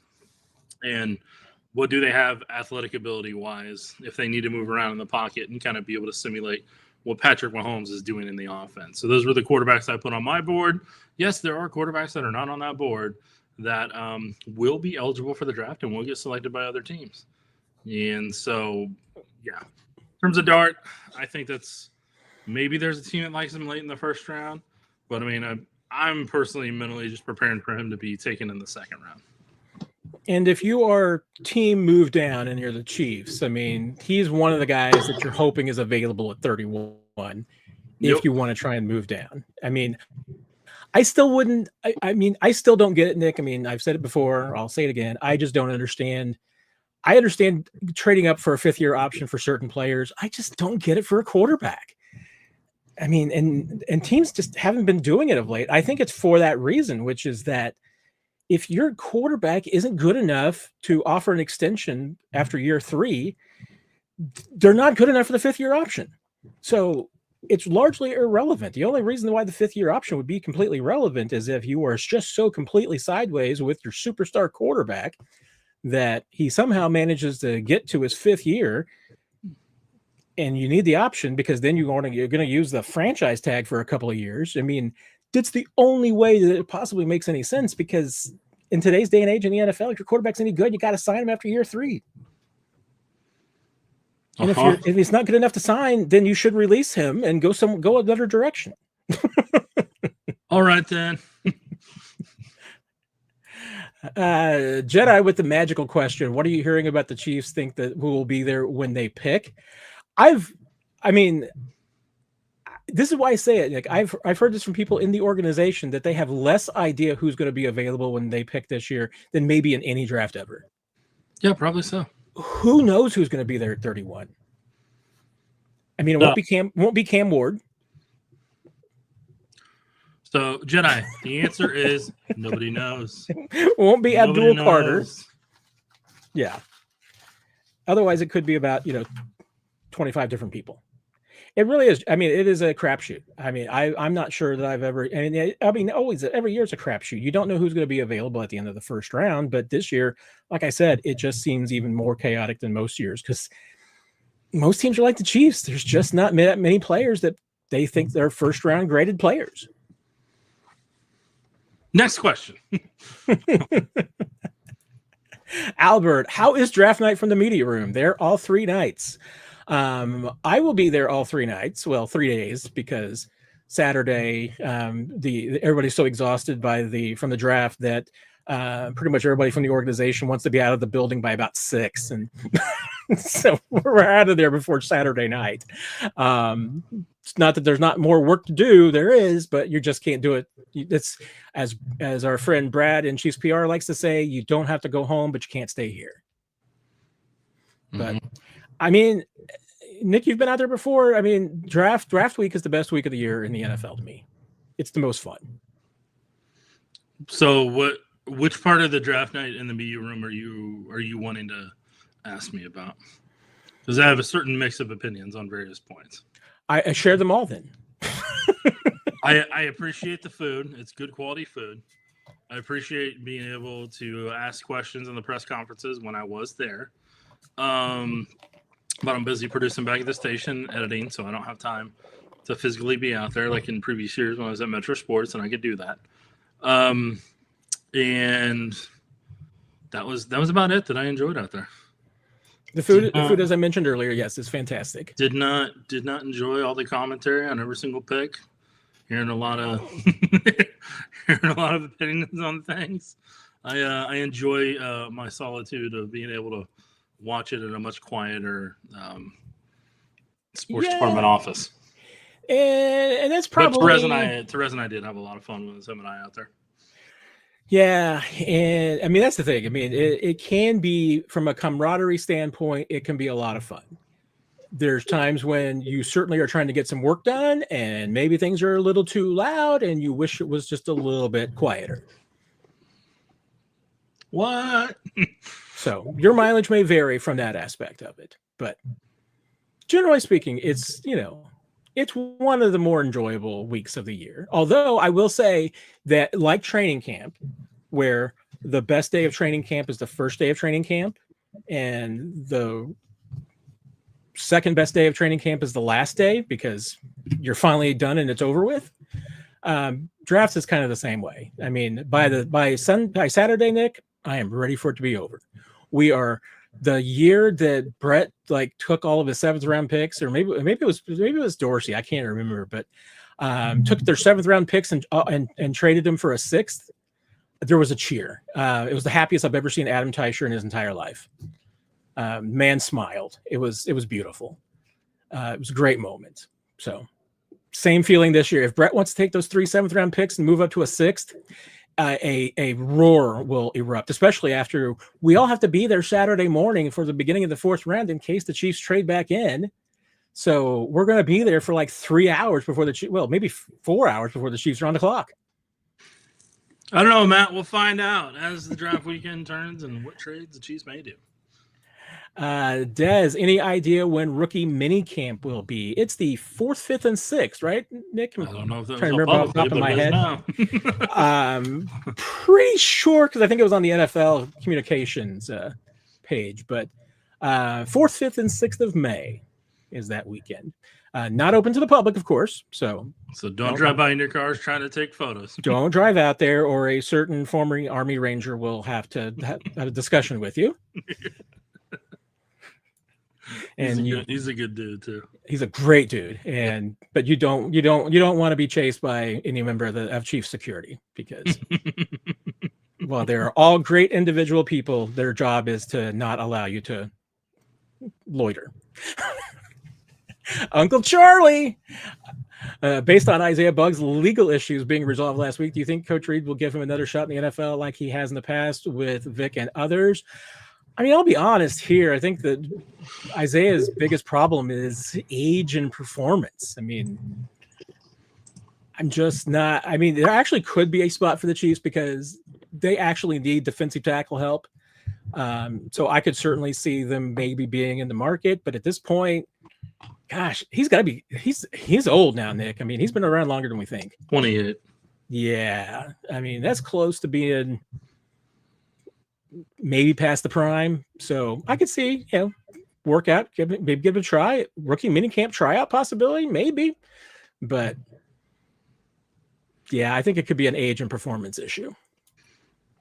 I feel like they gave him multiple shots because he had multiple issues before they finally had to release him. Doctor Who, Joe Alt got drafted last year, so is there any chance the Chiefs could draft any of Willie Roaf's kids, even if they're still in grade school? I don't know if Willie Roaf has any kids and where they are, but I think Willie's kids are grown, if I remember correctly. I don't think could be because Willie's pretty old too now at this point. So. Wow, really?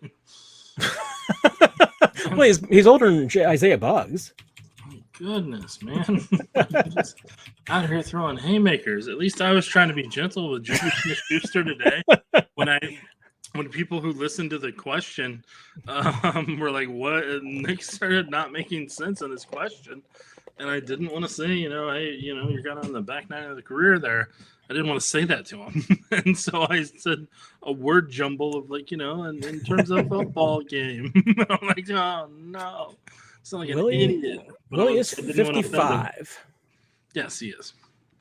So his kids might be all grown. He has four kids and a stepchild. So 5 kids altogether. But I don't know where they are. So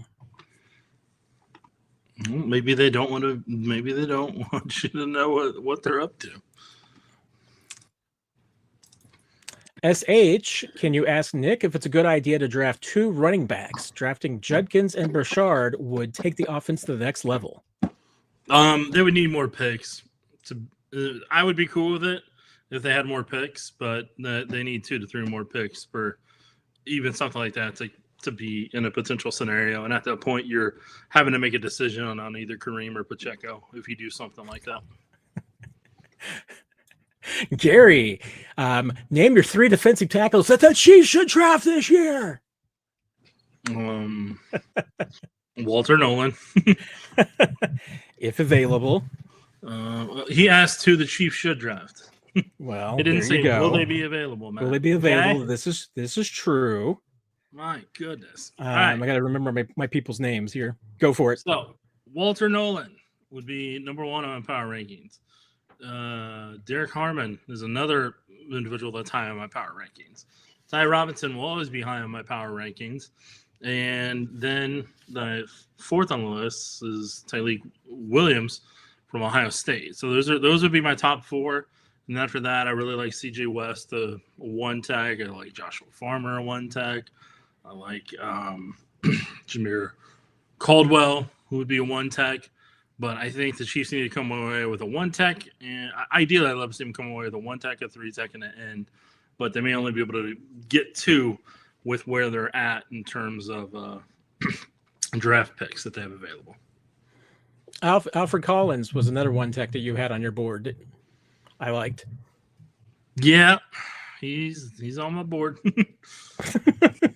He's on my board. So any of those would be fine options for me as well. So I took Alfred Collins in my draft that we did on 41 is the mic on Sunday. So there you go. Chiefs need a 1 tech. There's no doubt about that. Ethan, does Nick still do his grocery shopping before the show? Not trying to be a stalker. LOL. I don't know, Ethan. Maybe I do. Maybe I don't. You'll never know. Universal Groove. I love that. Any barbecue or snacks you eat watching the draft? You have any particular food of choice, Nick, for your draft purposes? It just depends on what's in the vending machine, or not vending machine, but the KS Bistro. No, it's not not the bistro. I don't know what we call it, but you can get it yourself. It's like a convenience store. Company store. Yeah. It's not company kitchen. It's but they got some quality stuff. Yeah, it's a cool. I mean, that's the coolest company vending store that I've ever experienced. So it's definitely in the top 2. It's like a really, really high end Vegas hotel with affordable prices. Store prices. So now at this point, I'm gonna have to take a photo of it one of these days, make it my background for the show so people can experience it. I love that idea. Yes. So that'll happen. I mean, hey, the Chiefs. The Chiefs are going to spoil us. I'm obviously going to have to document the food experience this weekend. Because yeah. Usually there's like a surf and turf option. Deliver, bro. I mean, one year they did I think bring in some. I'm trying to remember. They brought in. Oh gosh, I think it was after we had the dinner on Friday. They then actually brought in some Stroud's chicken at the end of the night. So, I mean, they pull out all the stuff. So I'm definitely going to have to. I'm going to have to take my my Osmo, Nick, and and do some documenting of the food experience. Maybe shoot a package. All right, I'll be waiting for it because I won't be there. So this will be how I experience it, Matt. There you go. Yeah. Alex, in one of my mock drafts, I traded up with the Vikings to select the tight end Loveland. Big surprise. Did I reach, guys? No, I mean not at 24 where the Vikings so. would be at. I think Loveland's going in the top 15. Like I think between 7 to 15 is where he's going. I think it potentially starts with the Jets and I think it ends with the Colts. This depends on who likes Ty Warren and who likes Loveland. But I like teams I'm thinking right now is I'm thinking like the Jets at 7. I'm debating between him and or not him, but between Warren and Mimbu to the Jets. I think Loveland would be a really good tight end overall. And I just think he's more athletic than what Warren is. But like, there's also a part of me that's like, hey, Warren and Loveland both make sense with the Bears.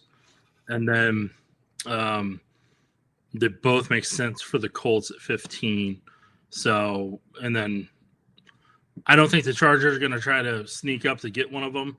But the Chargers do need a tight end too. But I mean, I'm not against the Loveland pick if they get it, but you're going to have to be giving up either a third or fourth to get up to that range.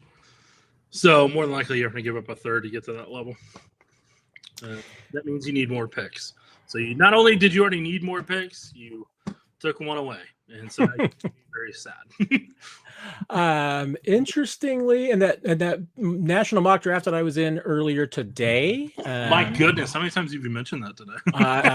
It just comes up a lot. Kind of a big deal. I did this. I didn't mean it from that standpoint. I mean, I'm not trying to be that guy, but I point out I like it because, like I mentioned this, and I mentioned like Sam Farmer that does the same thing. I like it when beat writer, local reporters make the selections, because if you just cover the league or a team from a 30,000 foot view, you don't get the individual idiosyncrasies and where the real needs are. You look at a team, and like I said, I mean, everybody, if you're on a national level, you look at the Chiefs and you're like, oh, they're just taking a tackle no matter what.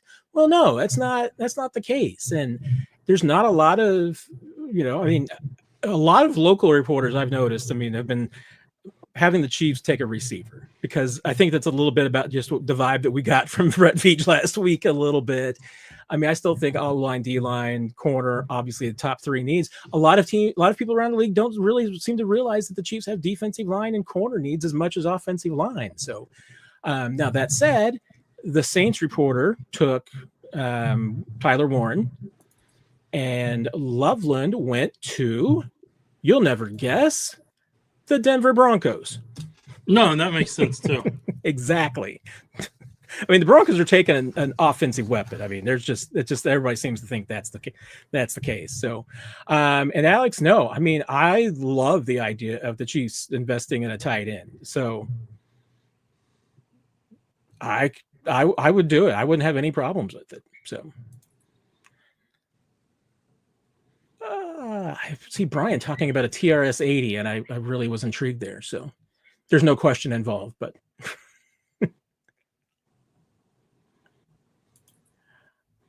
okie dokie. What made linebacker 3 fall from a consensus top 10 to maybe available at 31?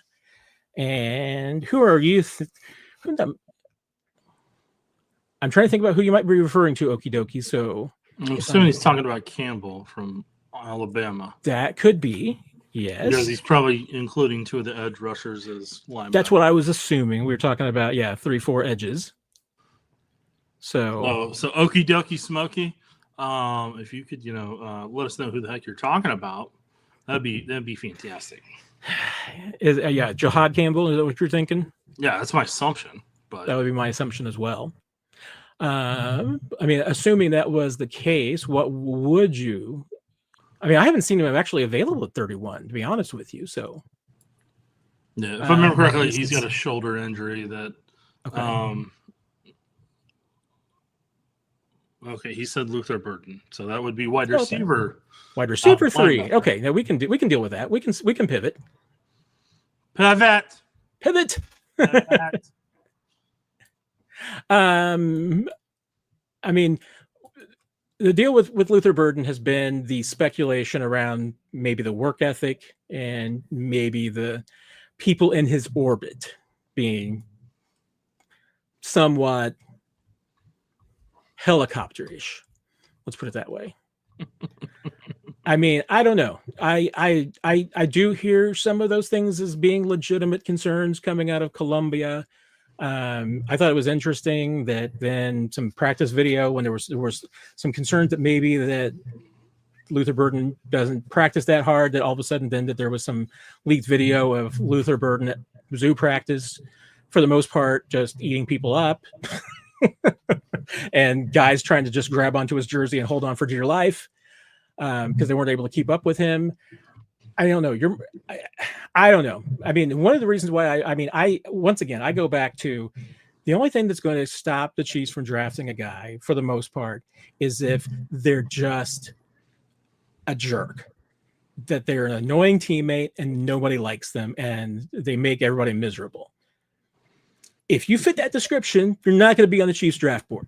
So that's why if you're a wide receiver that gets a lot of talk, that's with another team, that the Chiefs weren't considering drafting that wide receiver because their understanding was that that receiver made everybody's life around him miserable. And he appears to be making everybody's life miserable around him right now in whichever Pennsylvania city he might be working.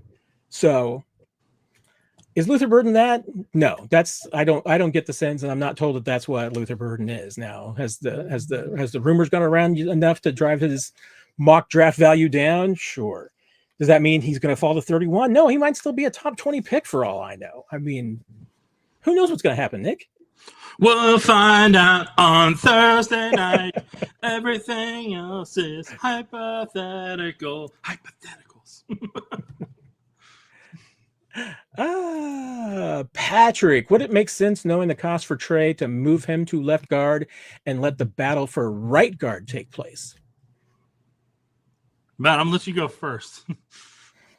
I mean, I wouldn't, just because for a couple of reasons. I mean, one is, Trey's really good at where he is right now, so I wouldn't move him. But two, Juwan Taylor's going to be your right tackle for another year. So I think you need Trey Smith next to Juwan Taylor. All right. I'm going to start off with a song. Heck nah, heck to the nah, no way am I doing that. Now, why am I not doing that? Because as Matt said, Juwan Taylor's the right tackle. He goes on his own journey on Juwan Island and kick steps, far down the field away from everybody else. So then Trey Smith's got to play a game called hold, get a penalty.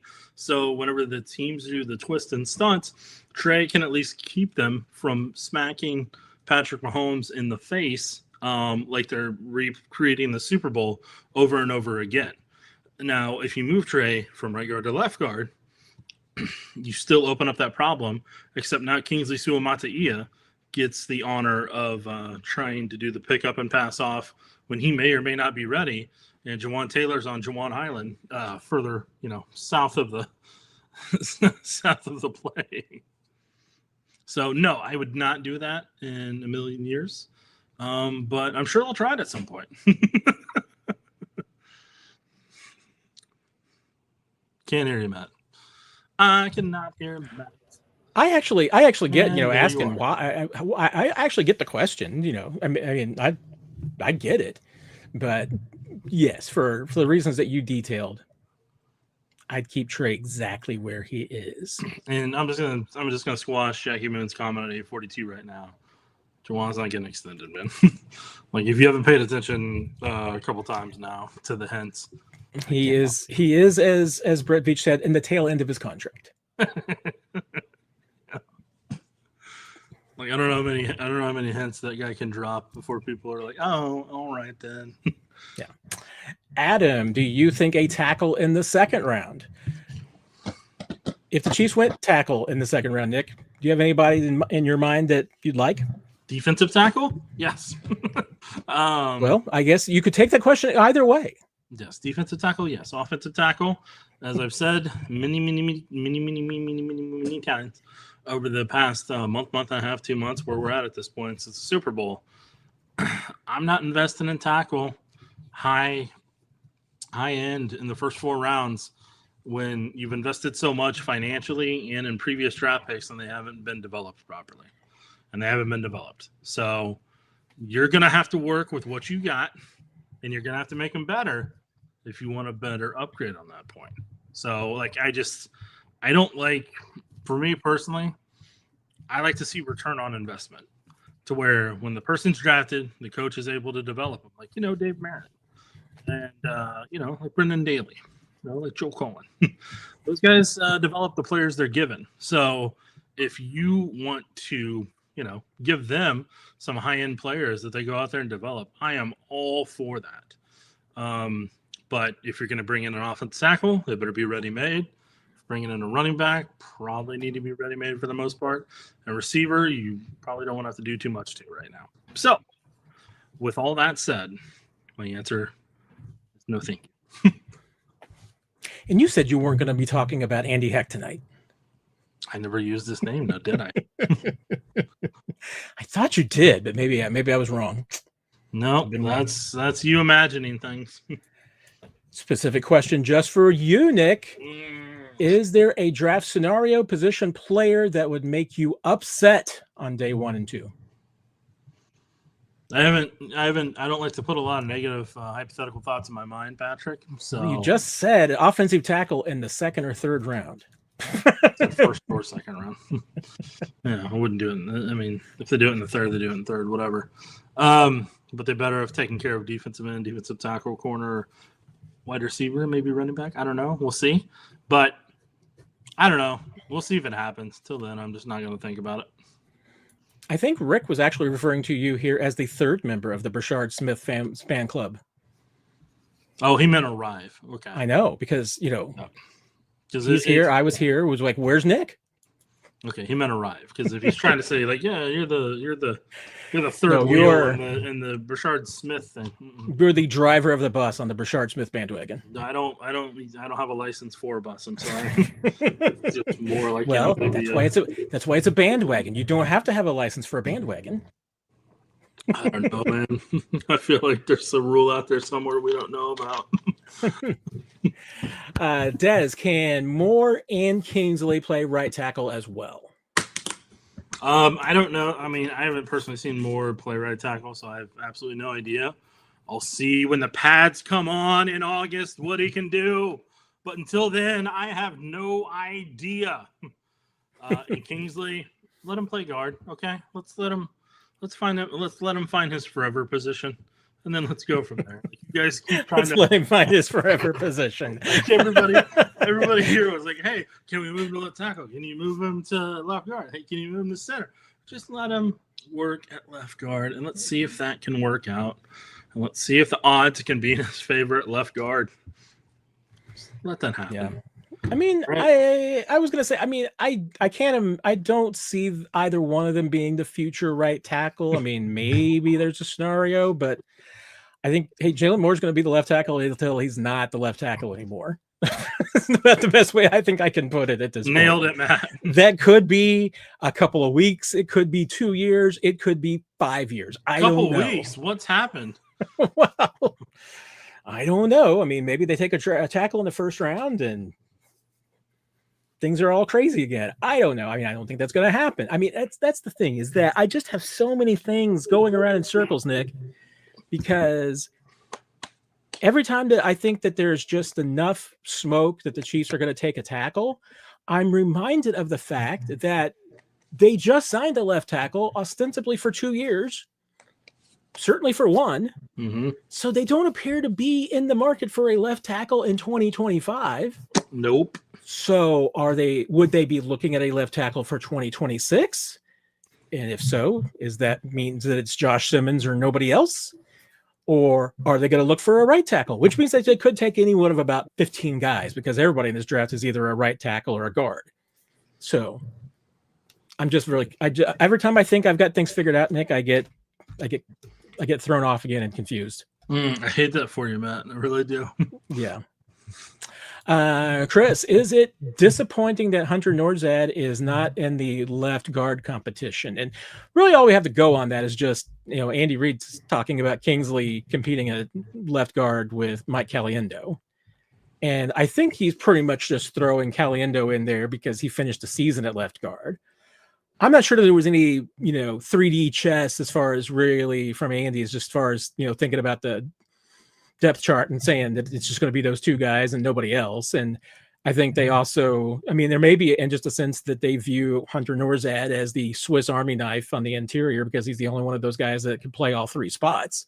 So Andy might just have him in a different category. And if that's the case, I got no problems because if you have Hunter Norzad as your backup at three different positions, I got no issues with that. Matt, it's that time of the year. That time of the year? It's that time of the year. Until the pads come on, it doesn't matter. We've seen Hunter Norzad in pads. I'm just saying, I know he was I'm going to say it, he was the best offensive line in week 18. Until the pads come on in late July and August. He was in pads in January. It does not matter. Doesn't matter. He was in pads in January. Well, Matt, it's April now. Brother Rick, have you heard anything about the status of BJ Thompson? I haven't heard anything. Really not since the end of the season. So we'll see, if anything pops up, I'll poke around this weekend and see if there's anything going around. But I assume at this point, no news is good news. He has been, according to the Chiefs, recovering well. To me, hey, as long as if BJ Thompson lives a great life, he is one. He's comeback of the year for me. So I have no expectations. If he's able to come back and play for this team, even better. Yeah. I got nothing for you on that one. Jackie is going to force me to lose cool points, Nick. Because I know some of you will agree with me, and some of you will vociferously disagree with me. But to borrow the immortal words of Tony Kornheiser, if WrestleMania was going on in my backyard, I'd walk across the room and pull down the shades. I don't care. Wow. Sounding like me. I get why people find it entertaining. My wife, Nancy, she watches Real Housewives. It's the same thing. I'm sure I probably enjoy some variation of that. I'm a nerd. Right now, I am counting the moments until this is over. I get the trash taken care of, and I can watch Andor. I don't know what that is, but I'm so happy. There you go. We all have these things that we like, and there's nothing wrong with that. I personally did not watch WrestleMania this weekend. I've been busy with draft stuff. So maybe in a couple weeks I'll check it out. So sorry to disappoint all my wrestling fans out there. But first one I ever watched was WrestleMania 13, though. So there's that. I was the kid WrestleMania when I was young, and I don't think it was necessarily WrestleMania. I think it must have been like Main Event. Was that probably it? It was a Saturday. That was a Saturday show that WWF had. That's now called WWE for legal purposes. Exactly, because the polar bears and the panda bears won in court. They didn't win, but the people represented. No, I think they got sued by panda bears, Nick. That poor panda could not give a closing statement that people could understand. But yeah, when I was like 14 and Saturday Night Live was not on that week because they were showing wrestling, I was really disappointed.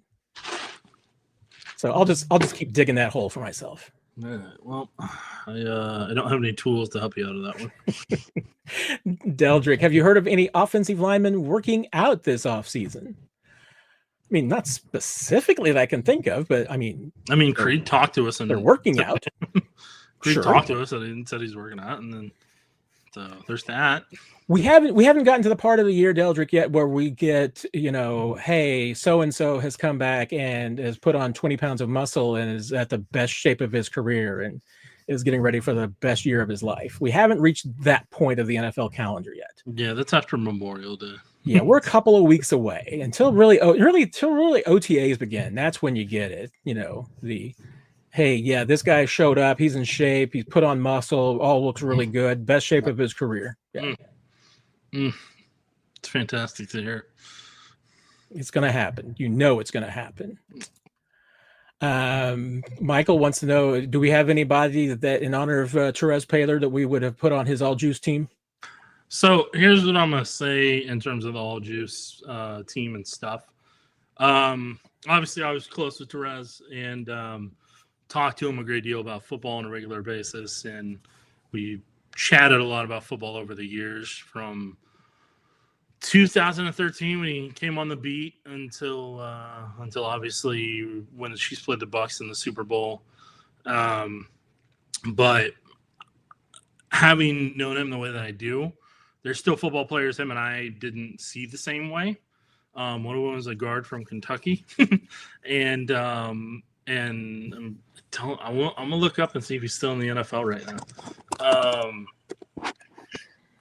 Let's see. What do you know? He still is. All right.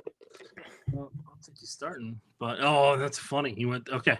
So I gotta double check. Okay, so he might actually be out of the league now. Actually, I don't know.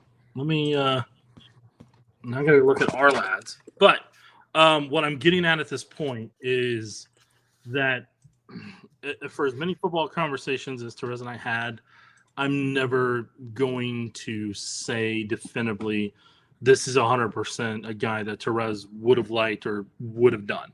This is coming from somebody that talked to him football almost every day for more than a decade. But so I'm not a person that's going to speak for him.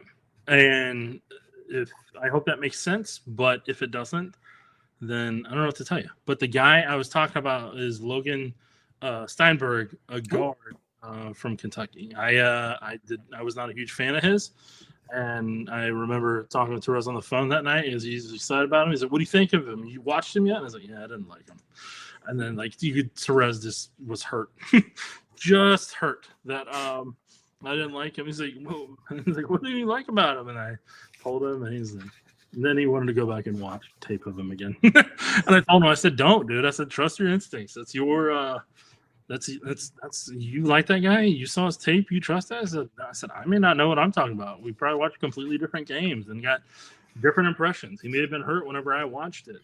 He may have been healthy when you watched it." I said, just go with it. And that guy ended up being on his team that year. I think that was actually one of TZ's last all juice teams. But either way, so Michael, I appreciate the question. I appreciate you obviously talking about TZ, but like I said, I'm not going to speak for who he would have picked personally. Yeah, that's I feel the same way. Even though I had a different relationship with TZ than you did, but and as I've often said, I got to sit next to TZ in the media workroom for a couple of seasons, and it was just a master class in learning how to cover the NFL. He was incredible, and there's only been one player, since TZ passed, that I've thought to myself that guy was a no doubt all juice player, and that's Brian Cook, because I think TZ would have loved to have seen a guy from Howard be covering a kid from Howard football playing for the Chiefs. I think that he would have absolutely had that guy in his all juice team. And when the Chiefs picked him, he would have been ecstatic because he loved it when the Chiefs took his guys, and he had a streak. He wanted to keep that streak going. So, and I'll go back every once in a while, to refresh myself and see who he picked and who he took up on teams, because I do remember at one point this year going back to look and seeing if he had Drue Tranquill on his all juice team. Cause I was like, gosh, no, having watched Drew's NFL career, he's an all juice kind of player. He wasn't on TZ's team, but that doesn't mean anything. And I just think it would have been interesting if he were. It was only brought up because at one of the press conferences, Drew noticed a TZ T-shirt or a hoodie and want to know more about it. And I talked to him about it one day after during the open locker room, and that's my little story. So for Terez's final all juice team, just so all of you guys will know where they're at in their career now. A quarterback, and this is in 2020, he had Jalen Hurts, a quarterback, won a Super Bowl. Had J.K. Dobbins. I remember him being big on him running back wise. J.K. Dobbins was his running back. He had still really good. Had Jerry Jeudy at wide receiver. He had Jalen Reagor at wide receiver. He had James Proch. Then he had Adam Troutman.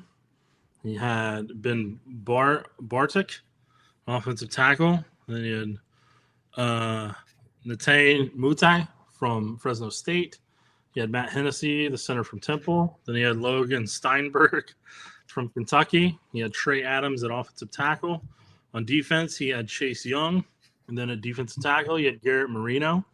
Then he had Kenny Wilkes, an edge rusher. Then he had Zach Bond, the linebacker who had a big year with the Eagles this year.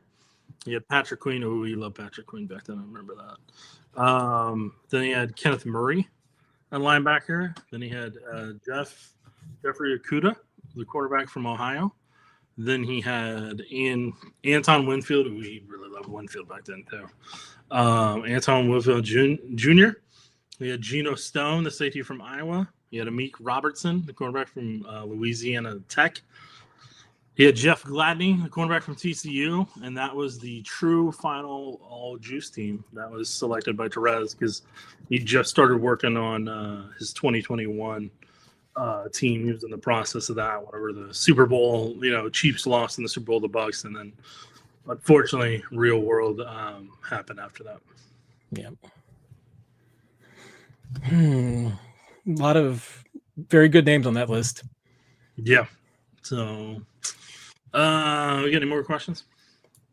After got them, I gotta take the trash out. Then I work on my first round mock draft. I gotta work on my Chiefs mock draft. Well, we could lightning round this for as much time as you have, Nick. That's fine. We can do a couple more minutes. I haven't been on an hour. We're good. Any news on the hiring of the Oklahoma offensive line coach yet? Brian, you gotta stop. You gotta stop stirring the pot each week. He tries to stir the pot every week, man. He tries to bring up a name that I'm trying not to talk about. And then he tries to pretend that there's going to be a change along the offensive line at coach. It's not going to happen, Brian. I'm sorry. We got to let it. You got to be like Frozen and let it go for the year. And then Rick, bless your heart, Rick. I'm not going to put it there because I don't want to trigger Nick. But he was asking if the Chiefs could trade Sky Moore for a 7th round pick or a hot dog vendor. Man, why are we always talking about Sky Moore, man? Like every time, people want to talk about him. No, dang it. I think I missed this, Des. I'm so sorry. You probably already answered. Sorry, Nick. But who would completely shock you at 31 that is not a running back? I don't know. I'll let you know if it happens. I mean, I'm sorry. You paid all that money for that question, but here's the thing. I mean, I guess a quarterback. A quarterback. That would surprise me.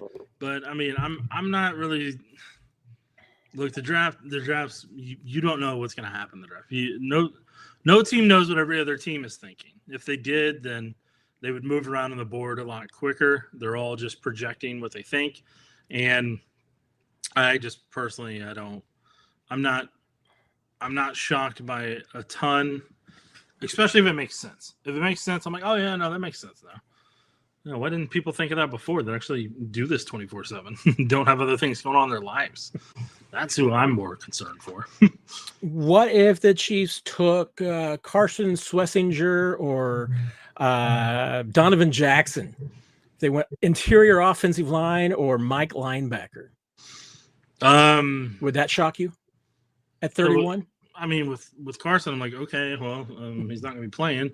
So, or did somebody get hurt that we don't know about at the linebacker spot? If so, then but I mean, Carson, I see more as kind of like a will. So it'd be him versus Tranquil at that point, with Bolton being at the Mike and Leo Chenal being at the Sam. And then Donovan Jackson, I don't know where you're putting him at unless you're having him compete at left tackle at that point, because You're trying to find a forever position for Kingsley at left guard, and then you've got Trey at right guard. So I mean, you've already kind of got that locked up too. So those wouldn't make sense. But I mean, if they happen, they happen. There's nothing I can do about them. Justin, what's the reality of Josh Simmons falling to 31, or would the Chiefs have to trade up to get him? Realistic expectation. I mean, it wouldn't stun me if he's on the board when the Chiefs are picking, and then we'll find out the truth if the Chiefs take him, or if the medicals weren't ideal for him. So, I mean, Simmons is definitely a guy I'll be keeping an eye on, if he gets taken before the Chiefs pick. If the Chiefs traded up for him and gave up extra draft capital to go get him, and then you'd be monitoring very closely, as I will, what his career ends up turning into. And that would, if it goes well, then Brett Veach is a genius all over again. And if it doesn't, then that and Clyde Edwards-Helaire and some other draft picks would be what people would talk about relentlessly at that point. So there's a lot of pressure in that. And the other kicker is you still haven't improved the pass rush yet at that point. See, and that's where I mean, my mind goes a million different directions on this, but I ultimately come down to it, which is that the Chiefs are not going to have some type of information that only they possess and nobody else does. So if Josh Simmons is available at 31, then it's saying that quite a few teams have enough information on him that they believe that that injury is significant enough to impact his NFL career, because he's good enough that if that injury is not, if enough NFL teams feel that it is not significant, he's going to be gone well before 31. Probably, certainly in the top 25. And if every NFL team or most NFL teams believe that injury is insignificant, he is going in the top 20. I mean, he's that good. He should go if he's that healthy. But if that's not the issue, if he's available at 31, there's a reason he's available at 31 would be my concern. And that would be that maybe now that if the Chiefs taking him at 31, I'm wondering now, what is it these other teams knew that the Chiefs didn't know? Because I would not get it. I would get it if the Chiefs moved up to get him because they felt like that their information was that good and they were that confident that he was healthy. But at the same time, if he falls to 31 and they take him, I'm going to be wondering, what did they miss? So I could be wrong. Are we ever going to get autographed Nick Jacobs shirts? No, Pano, because we should. I'm proud of him for not using the question marks, though, to make a statement. Big step this week for you, Pano. It is a question. It is a legitimate question, though. It actually is a question. Which is weird that he didn't put the questions on actual question. And he was trying to use reverse psychology on me, and it worked. It doesn't matter. You're gonna show it either way, no matter what symbols are involved. Pano, I'm not gonna let any of you be able to have my signature to be able to forward any text with. So sorry. You're gonna have to figure out how to get my signature a different way. There you go. Rick, are you hearing anything from anybody with the Chiefs about Burden or Smith? No, or otherwise we would report it on social media and say sources tell us. We can't make up the news. We can only report it. Did Rick mention that he wants Burden or Smith? A time or two. And no sucralose tonight. This is, it is my McDonald's cup from earlier in the day, which I had I guess corn syrup in. That's not good. But this is just unsweetened iced tea. So thanks to the fine folks from Milo's. Hold on. Every time I hear the sucralose thing on there, every time it just makes me think of that character that Travis Kelce played. It was a Socrates or whatever. Oh gosh, what was that guy's name? This song when it's like, "When I watch from the corner." Yeah. And I'm trying to remember, what was that name? It was. I want to say it was like Socrates something. Oh gosh! And the funny thing is I can envision it only because that nameplate is still in the locker next to Travis and Travis's double wide. I just keep thinking of the nameplate that they made for him at his locker from all of his SNL characters. That is exactly what I always think too. Gosh, what was? Oh man, it's killing me. I'm telling you, I think it was Socrates. I don't think it was Socrates. But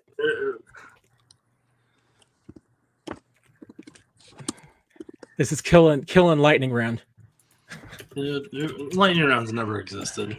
It's just a thing that it's a real thing. I promise. It's never been a real thing. It's just lightning round doesn't exist. It's never existed. It is a real thing. I swear. No, it's not. Like, I mean, it's a fun idea that we pretend is real, but it's not. I mean, when you timed me, I always hit my deadline. I always hit my deadline. I always hit it. I mean, and I've proven that when I need to be a producer and I need to pull it off, I can pull it off. You're not hearing my audio right now, right? A little bit, yes. That's going to cause copyright issues for you, and I don't want that. I don't want that. It was really gargled, so nobody could really Outstanding. Make it out. So we had that going for us. What was that guy's name? Brian is claiming that it's Ulysses Aristotle. I don't know about that, but. And once again, I'm trying to. I mean. All right. Next question, Matt. That's going to drive me crazy. Well, then you'll have something to look forward to. Mitchell wants this because he doesn't get home from meeting until 8:30 on Tuesdays. If we'll ever do a show on Wednesdays or move to Wednesdays. I mean, I would like to try and do another time sometime. I know you can't do Wednesdays because of work. You can do whatever you want. I just won't be there. I know, but I like having you around, and people like having you around. Yeah, I think it's 50-50 on the week. I would like to try and figure out some way to do some other times just to maybe help people catch the show and take part that don't get time to otherwise. So we'll try. I'll try, Mitchell. I can't guarantee, Nick's availability because he is a busy guy. I can guarantee it will not work for him. So well, I know. Matt's trying to be positive here. I'm just going to burst that bubble right now for Monday, Tuesday are my off days because I can promise you after I'm done working on a Wednesday, last thing I'm wanting to do is a 2-hour Q&A. I'm stressed out. Perry wants to know, what's the bigger drop-off, from Simmons to Ursery or Nolan to Lott? Nolan to Lott. There's lots more of a rotational, kind of like a Mike Dana rotational pass rusher type. When Dana kicks into the interior, that's kind of more what Lott is. Nolan's more in that Chris Jones realm. Now, Simmons, before the injury, there'd be a little bit more difference, but there's a chance that Simmons may not get back to 100% of who he was before. Maybe a chance that Ursery technically surpasses him. We don't know. We'll find out as the years go on.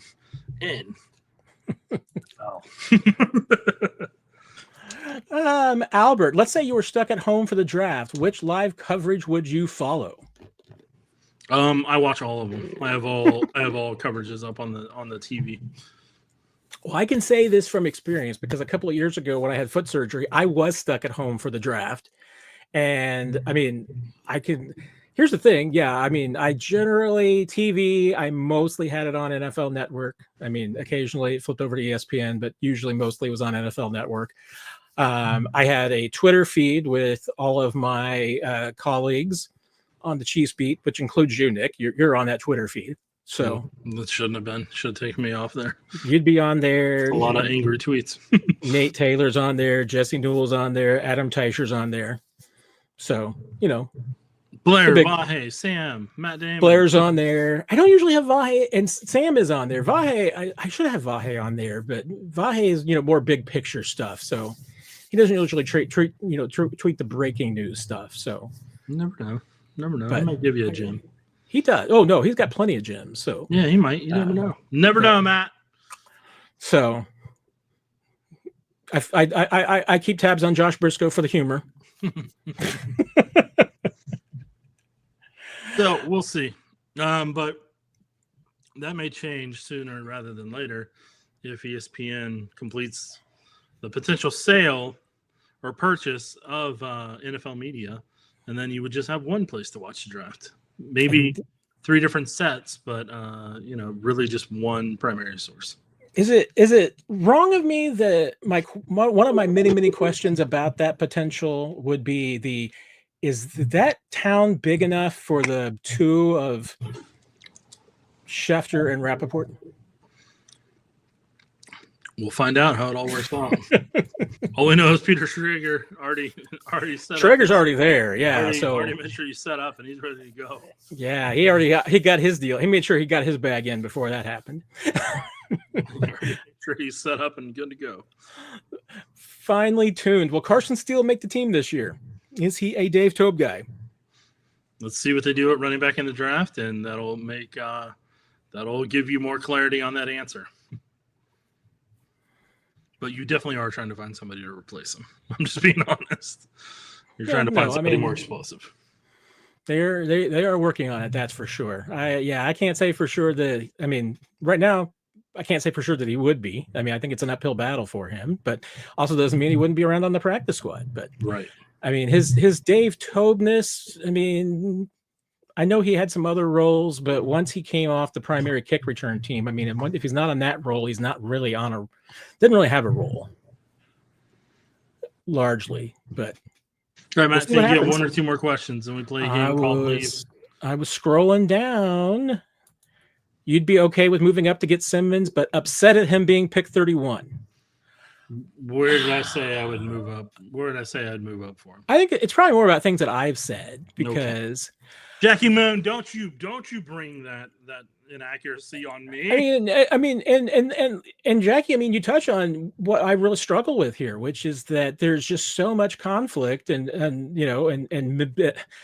competing and maybe cross information with Josh Simmons that we just don't know. The teams have more information than we do. I would say here's how I feel. If Brett Veach were to trade up to get Josh Simmons, say at 25, I think he's doing it because he has enough information to make him confident that the risk is negligible.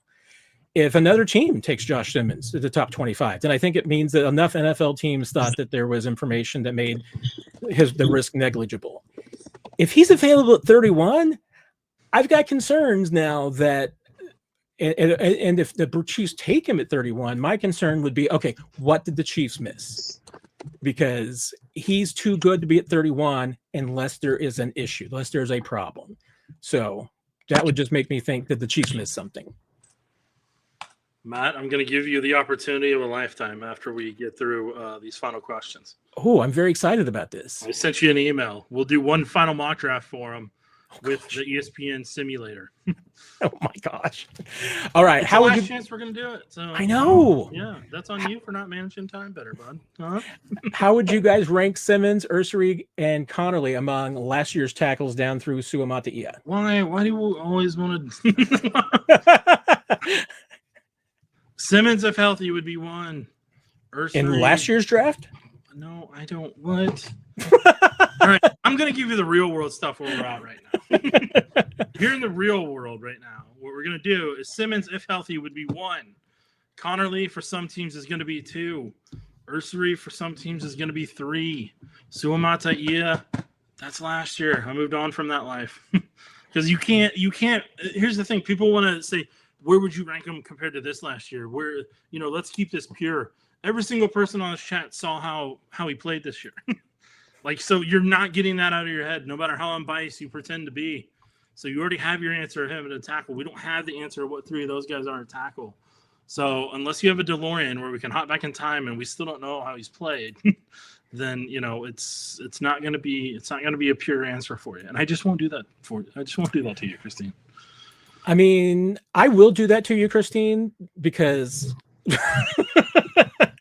and I say this acknowledging that honestly Nick's opinion is better than mine because he spends much more time looking at these and evaluating all these players than I do. So that's why I generally always defer to Nick. I will be controversial and say that and this is based on Josh Simmons as he is, not the healthy magic wand, no patella tendon torn Josh Simmons, the Josh Simmons as he is, wouldn't have been in the top 5 or 6 last year. I mean, I would have taken Marius Mims before Josh Simmons. I mean, there would have been 6 tackles I would take before Josh Simmons, and maybe more. I'd taken him before Kingsley, and Connerly and Ursery would be somewhere between beginning of the second round. He did be somewhere in the second round before Kingsley, but that's because Kingsley went 63. So I think Ursery and Connerly are going to go well before that, and probably would have gone last year if they were in that class. But that's my controversial opinion. I see lightning somewhere in the distance. Christine, what do you think of Norzad? I think Norzad's going to be a backup right now.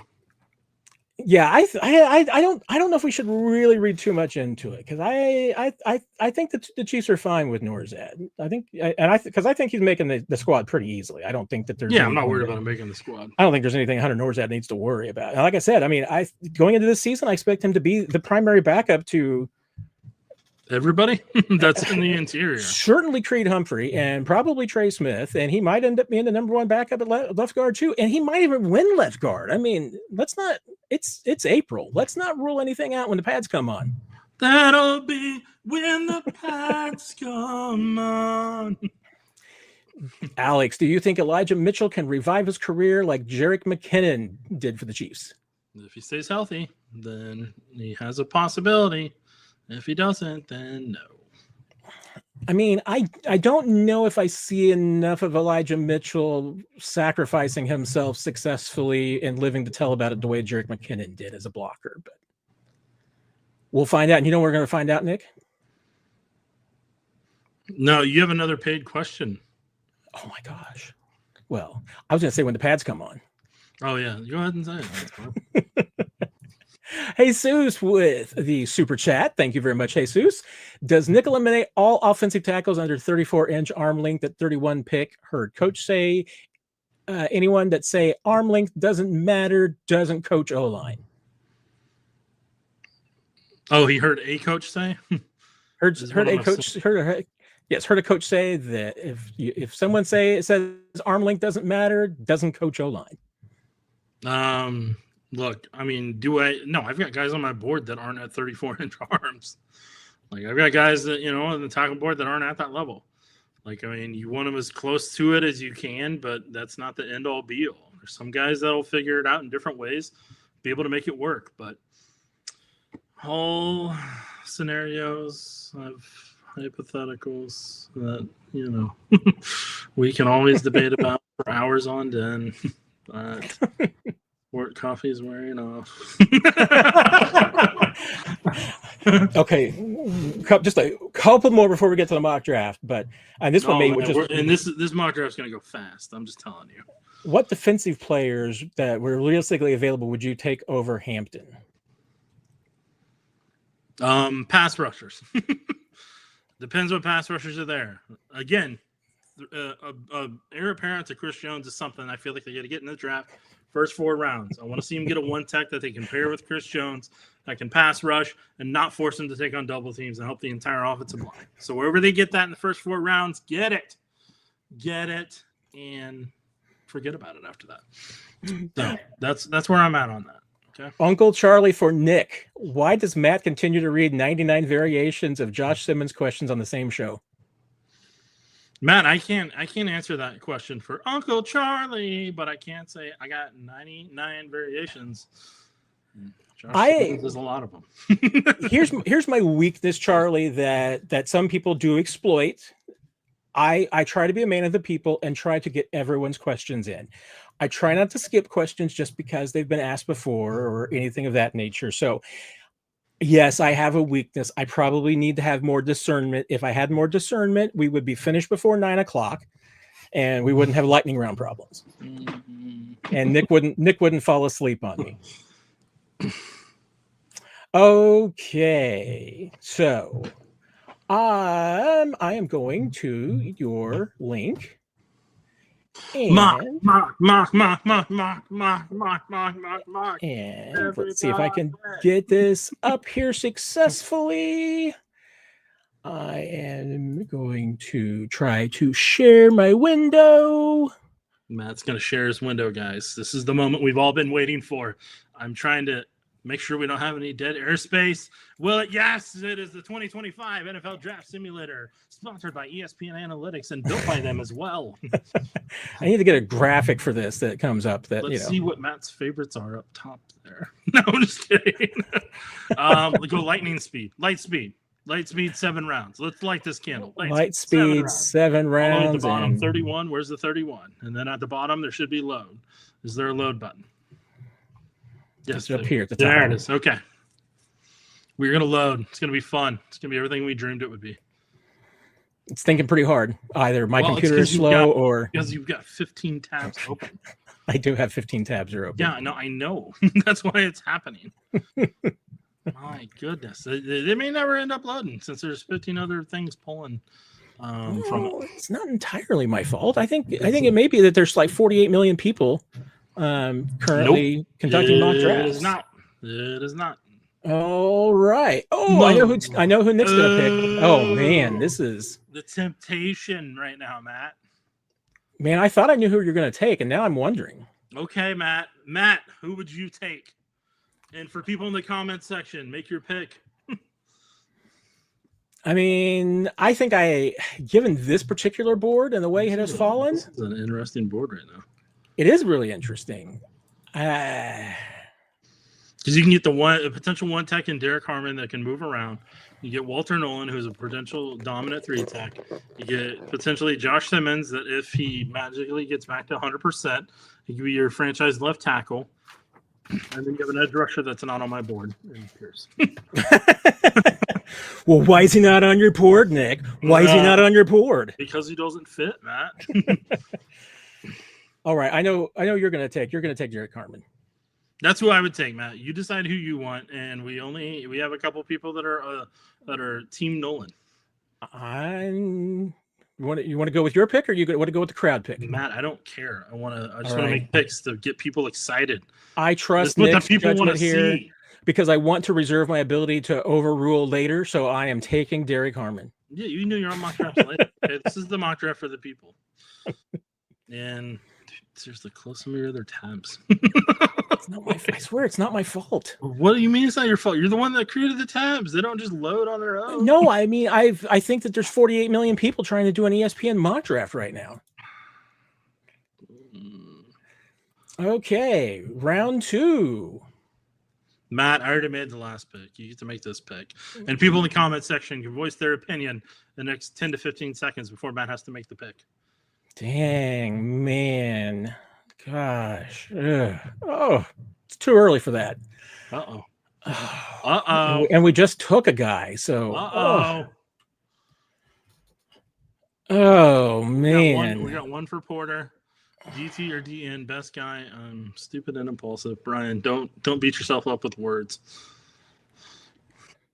We just took a tackle, though, guys. I mean, I can't take the guy I want, and I can't take the guy you want.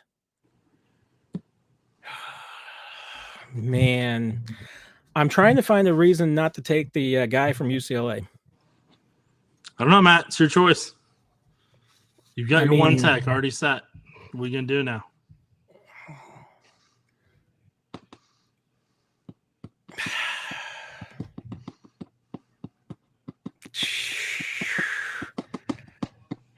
I think we have to take the edge, folks. I mean, I think we got to, right?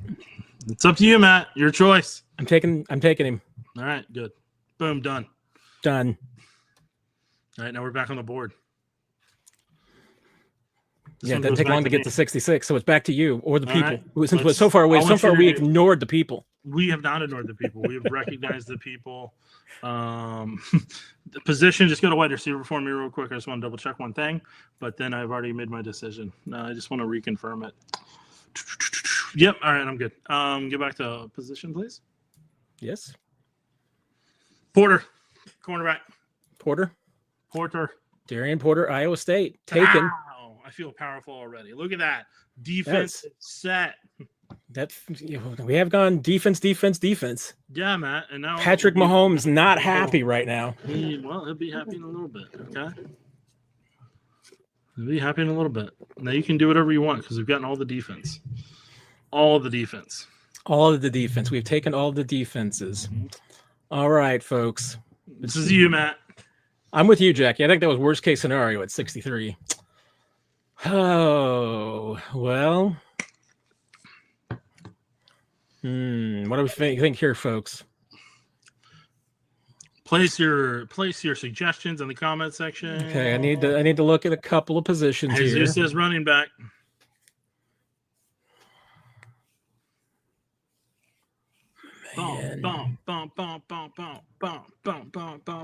Don't like anything that's going on there. Grab some people. Oh, man. I'm looking to see who the people are taking here. A lot of people are saying running back. One person said Turner. One person said the tight end from Miami, who may not be there. While you're looking, Justin Blackwell, to answer your question, how is Veach not looking at next year's class? It's I get what you're saying, Justin. Look, I mean, they'll know who hypothetically could be out there, who the players are on the team, and everything. But until things kind of are resolved, like I don't think they necessarily put everything in stone until they know in January who actually is coming out and who transferred somewhere else, who went.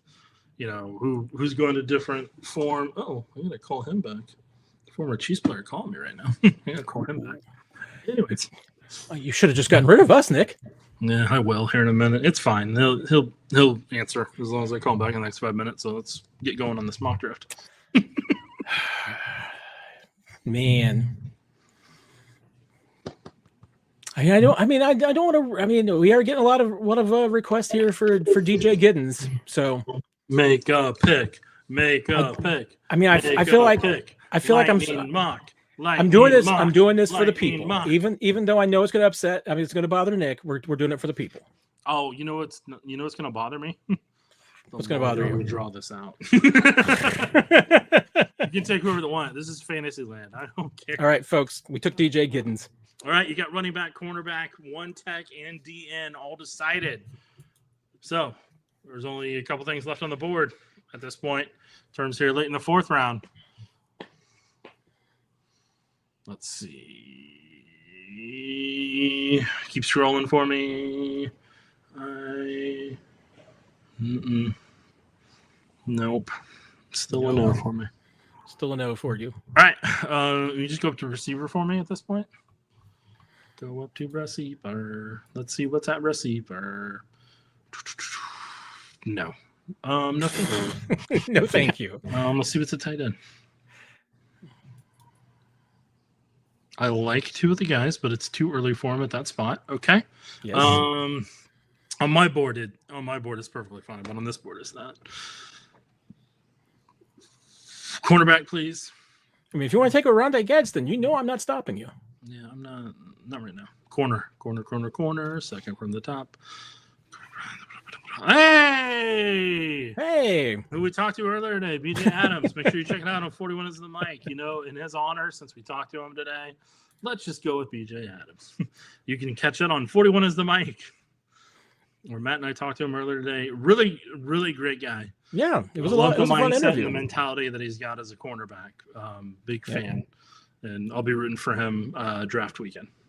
He reiterated what I had read about him from the scouting standpoint, which was that he's a physical man corner, loves the press. No nonsense either, man. Like he's not scared of anything. He's willing to take on any challenge. Eventually, this I swear, ESPN will move on. It's not my fault. I think my favorite part is that you still haven't closed any tabs. I did. You just couldn't see me. Dude, I see like 5 open that I know are burning you right now. Like the Facebook one is like draining. It's like draining your Wi-Fi battery, and you're like, I don't know. It's not me. All right, we are now into the 7th round, Nick. Who do you want?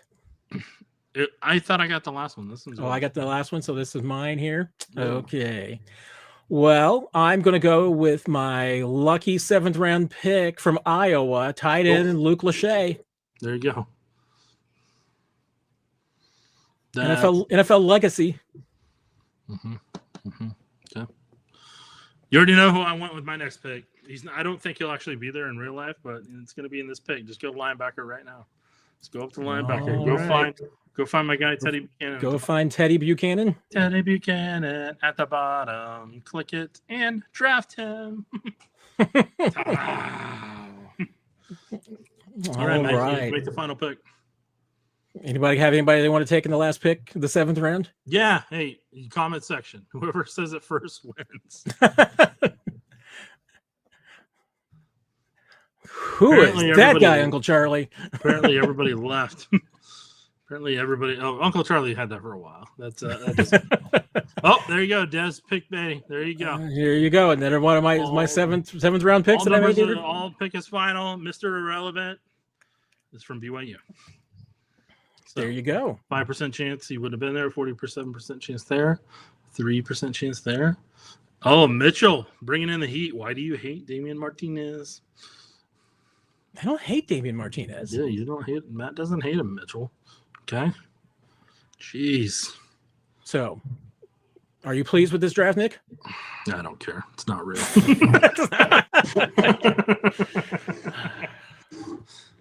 Well, thank you for joining us. Jackie's still here. See, so Jackie even had to watch double time to catch up with us. So, yeah. Good job, Jackie. All right. Well, I gotta go make a phone call. It's called me twice now. So and then I gotta go take care of some chores. And by chores, I mean I gotta go take the trash out. I have to go take the trash out at my own place. Same. And take the recycle bin out, handle that. Hope that the storms don't blow it away the rest of the night. Oh, it's not 41 is the mic. Here we go. That's fine. So, hey, I got something I'm gonna do. And I apologize to you in advance, but I'm gonna do this on your show. So, all right, that doesn't make me nervous at all. Hope you're okay with it. Hold on, I gotta go through the security clearances. Well, while Nick is going through security clearances, I will just remind everybody if you want to check out our well thought out 7-round mock drafts that we did on 41 is the mic. Go back and check out Sunday's episode. Go check out the interview that we did with BJ Adams. And at the same time, if you haven't caught the other interviews we did during draft preparation, check them out as well. This week, Friday morning, we're going to be in your stream with our recap of round 1, probably doing that late Thursday night, early Friday morning, but it'll be there when you head to work.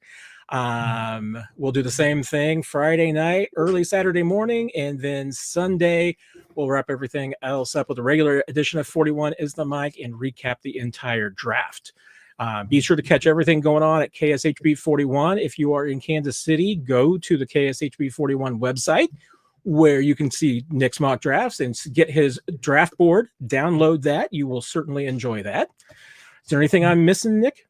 You can run this promo. We'll come back on after it. This is a promo that promotes what you're saying word-wise. There we go. The clock is ticking, and all it takes is one strategic move to turn a team into a dynasty. Chiefs on the clock, Thursday at 6:30, right here on your home of the Chiefs, KSHB 41. I work there. This is my place. I like the clock on Lambeau Field. Yeah, that's how we roll, okay? Chris Allen and them, Kyle Hass and Aaron Livers, they do a great job up in promotions. I wanted to recognize all their names. There's a whole bunch of people up there, too. Woody's great stuff.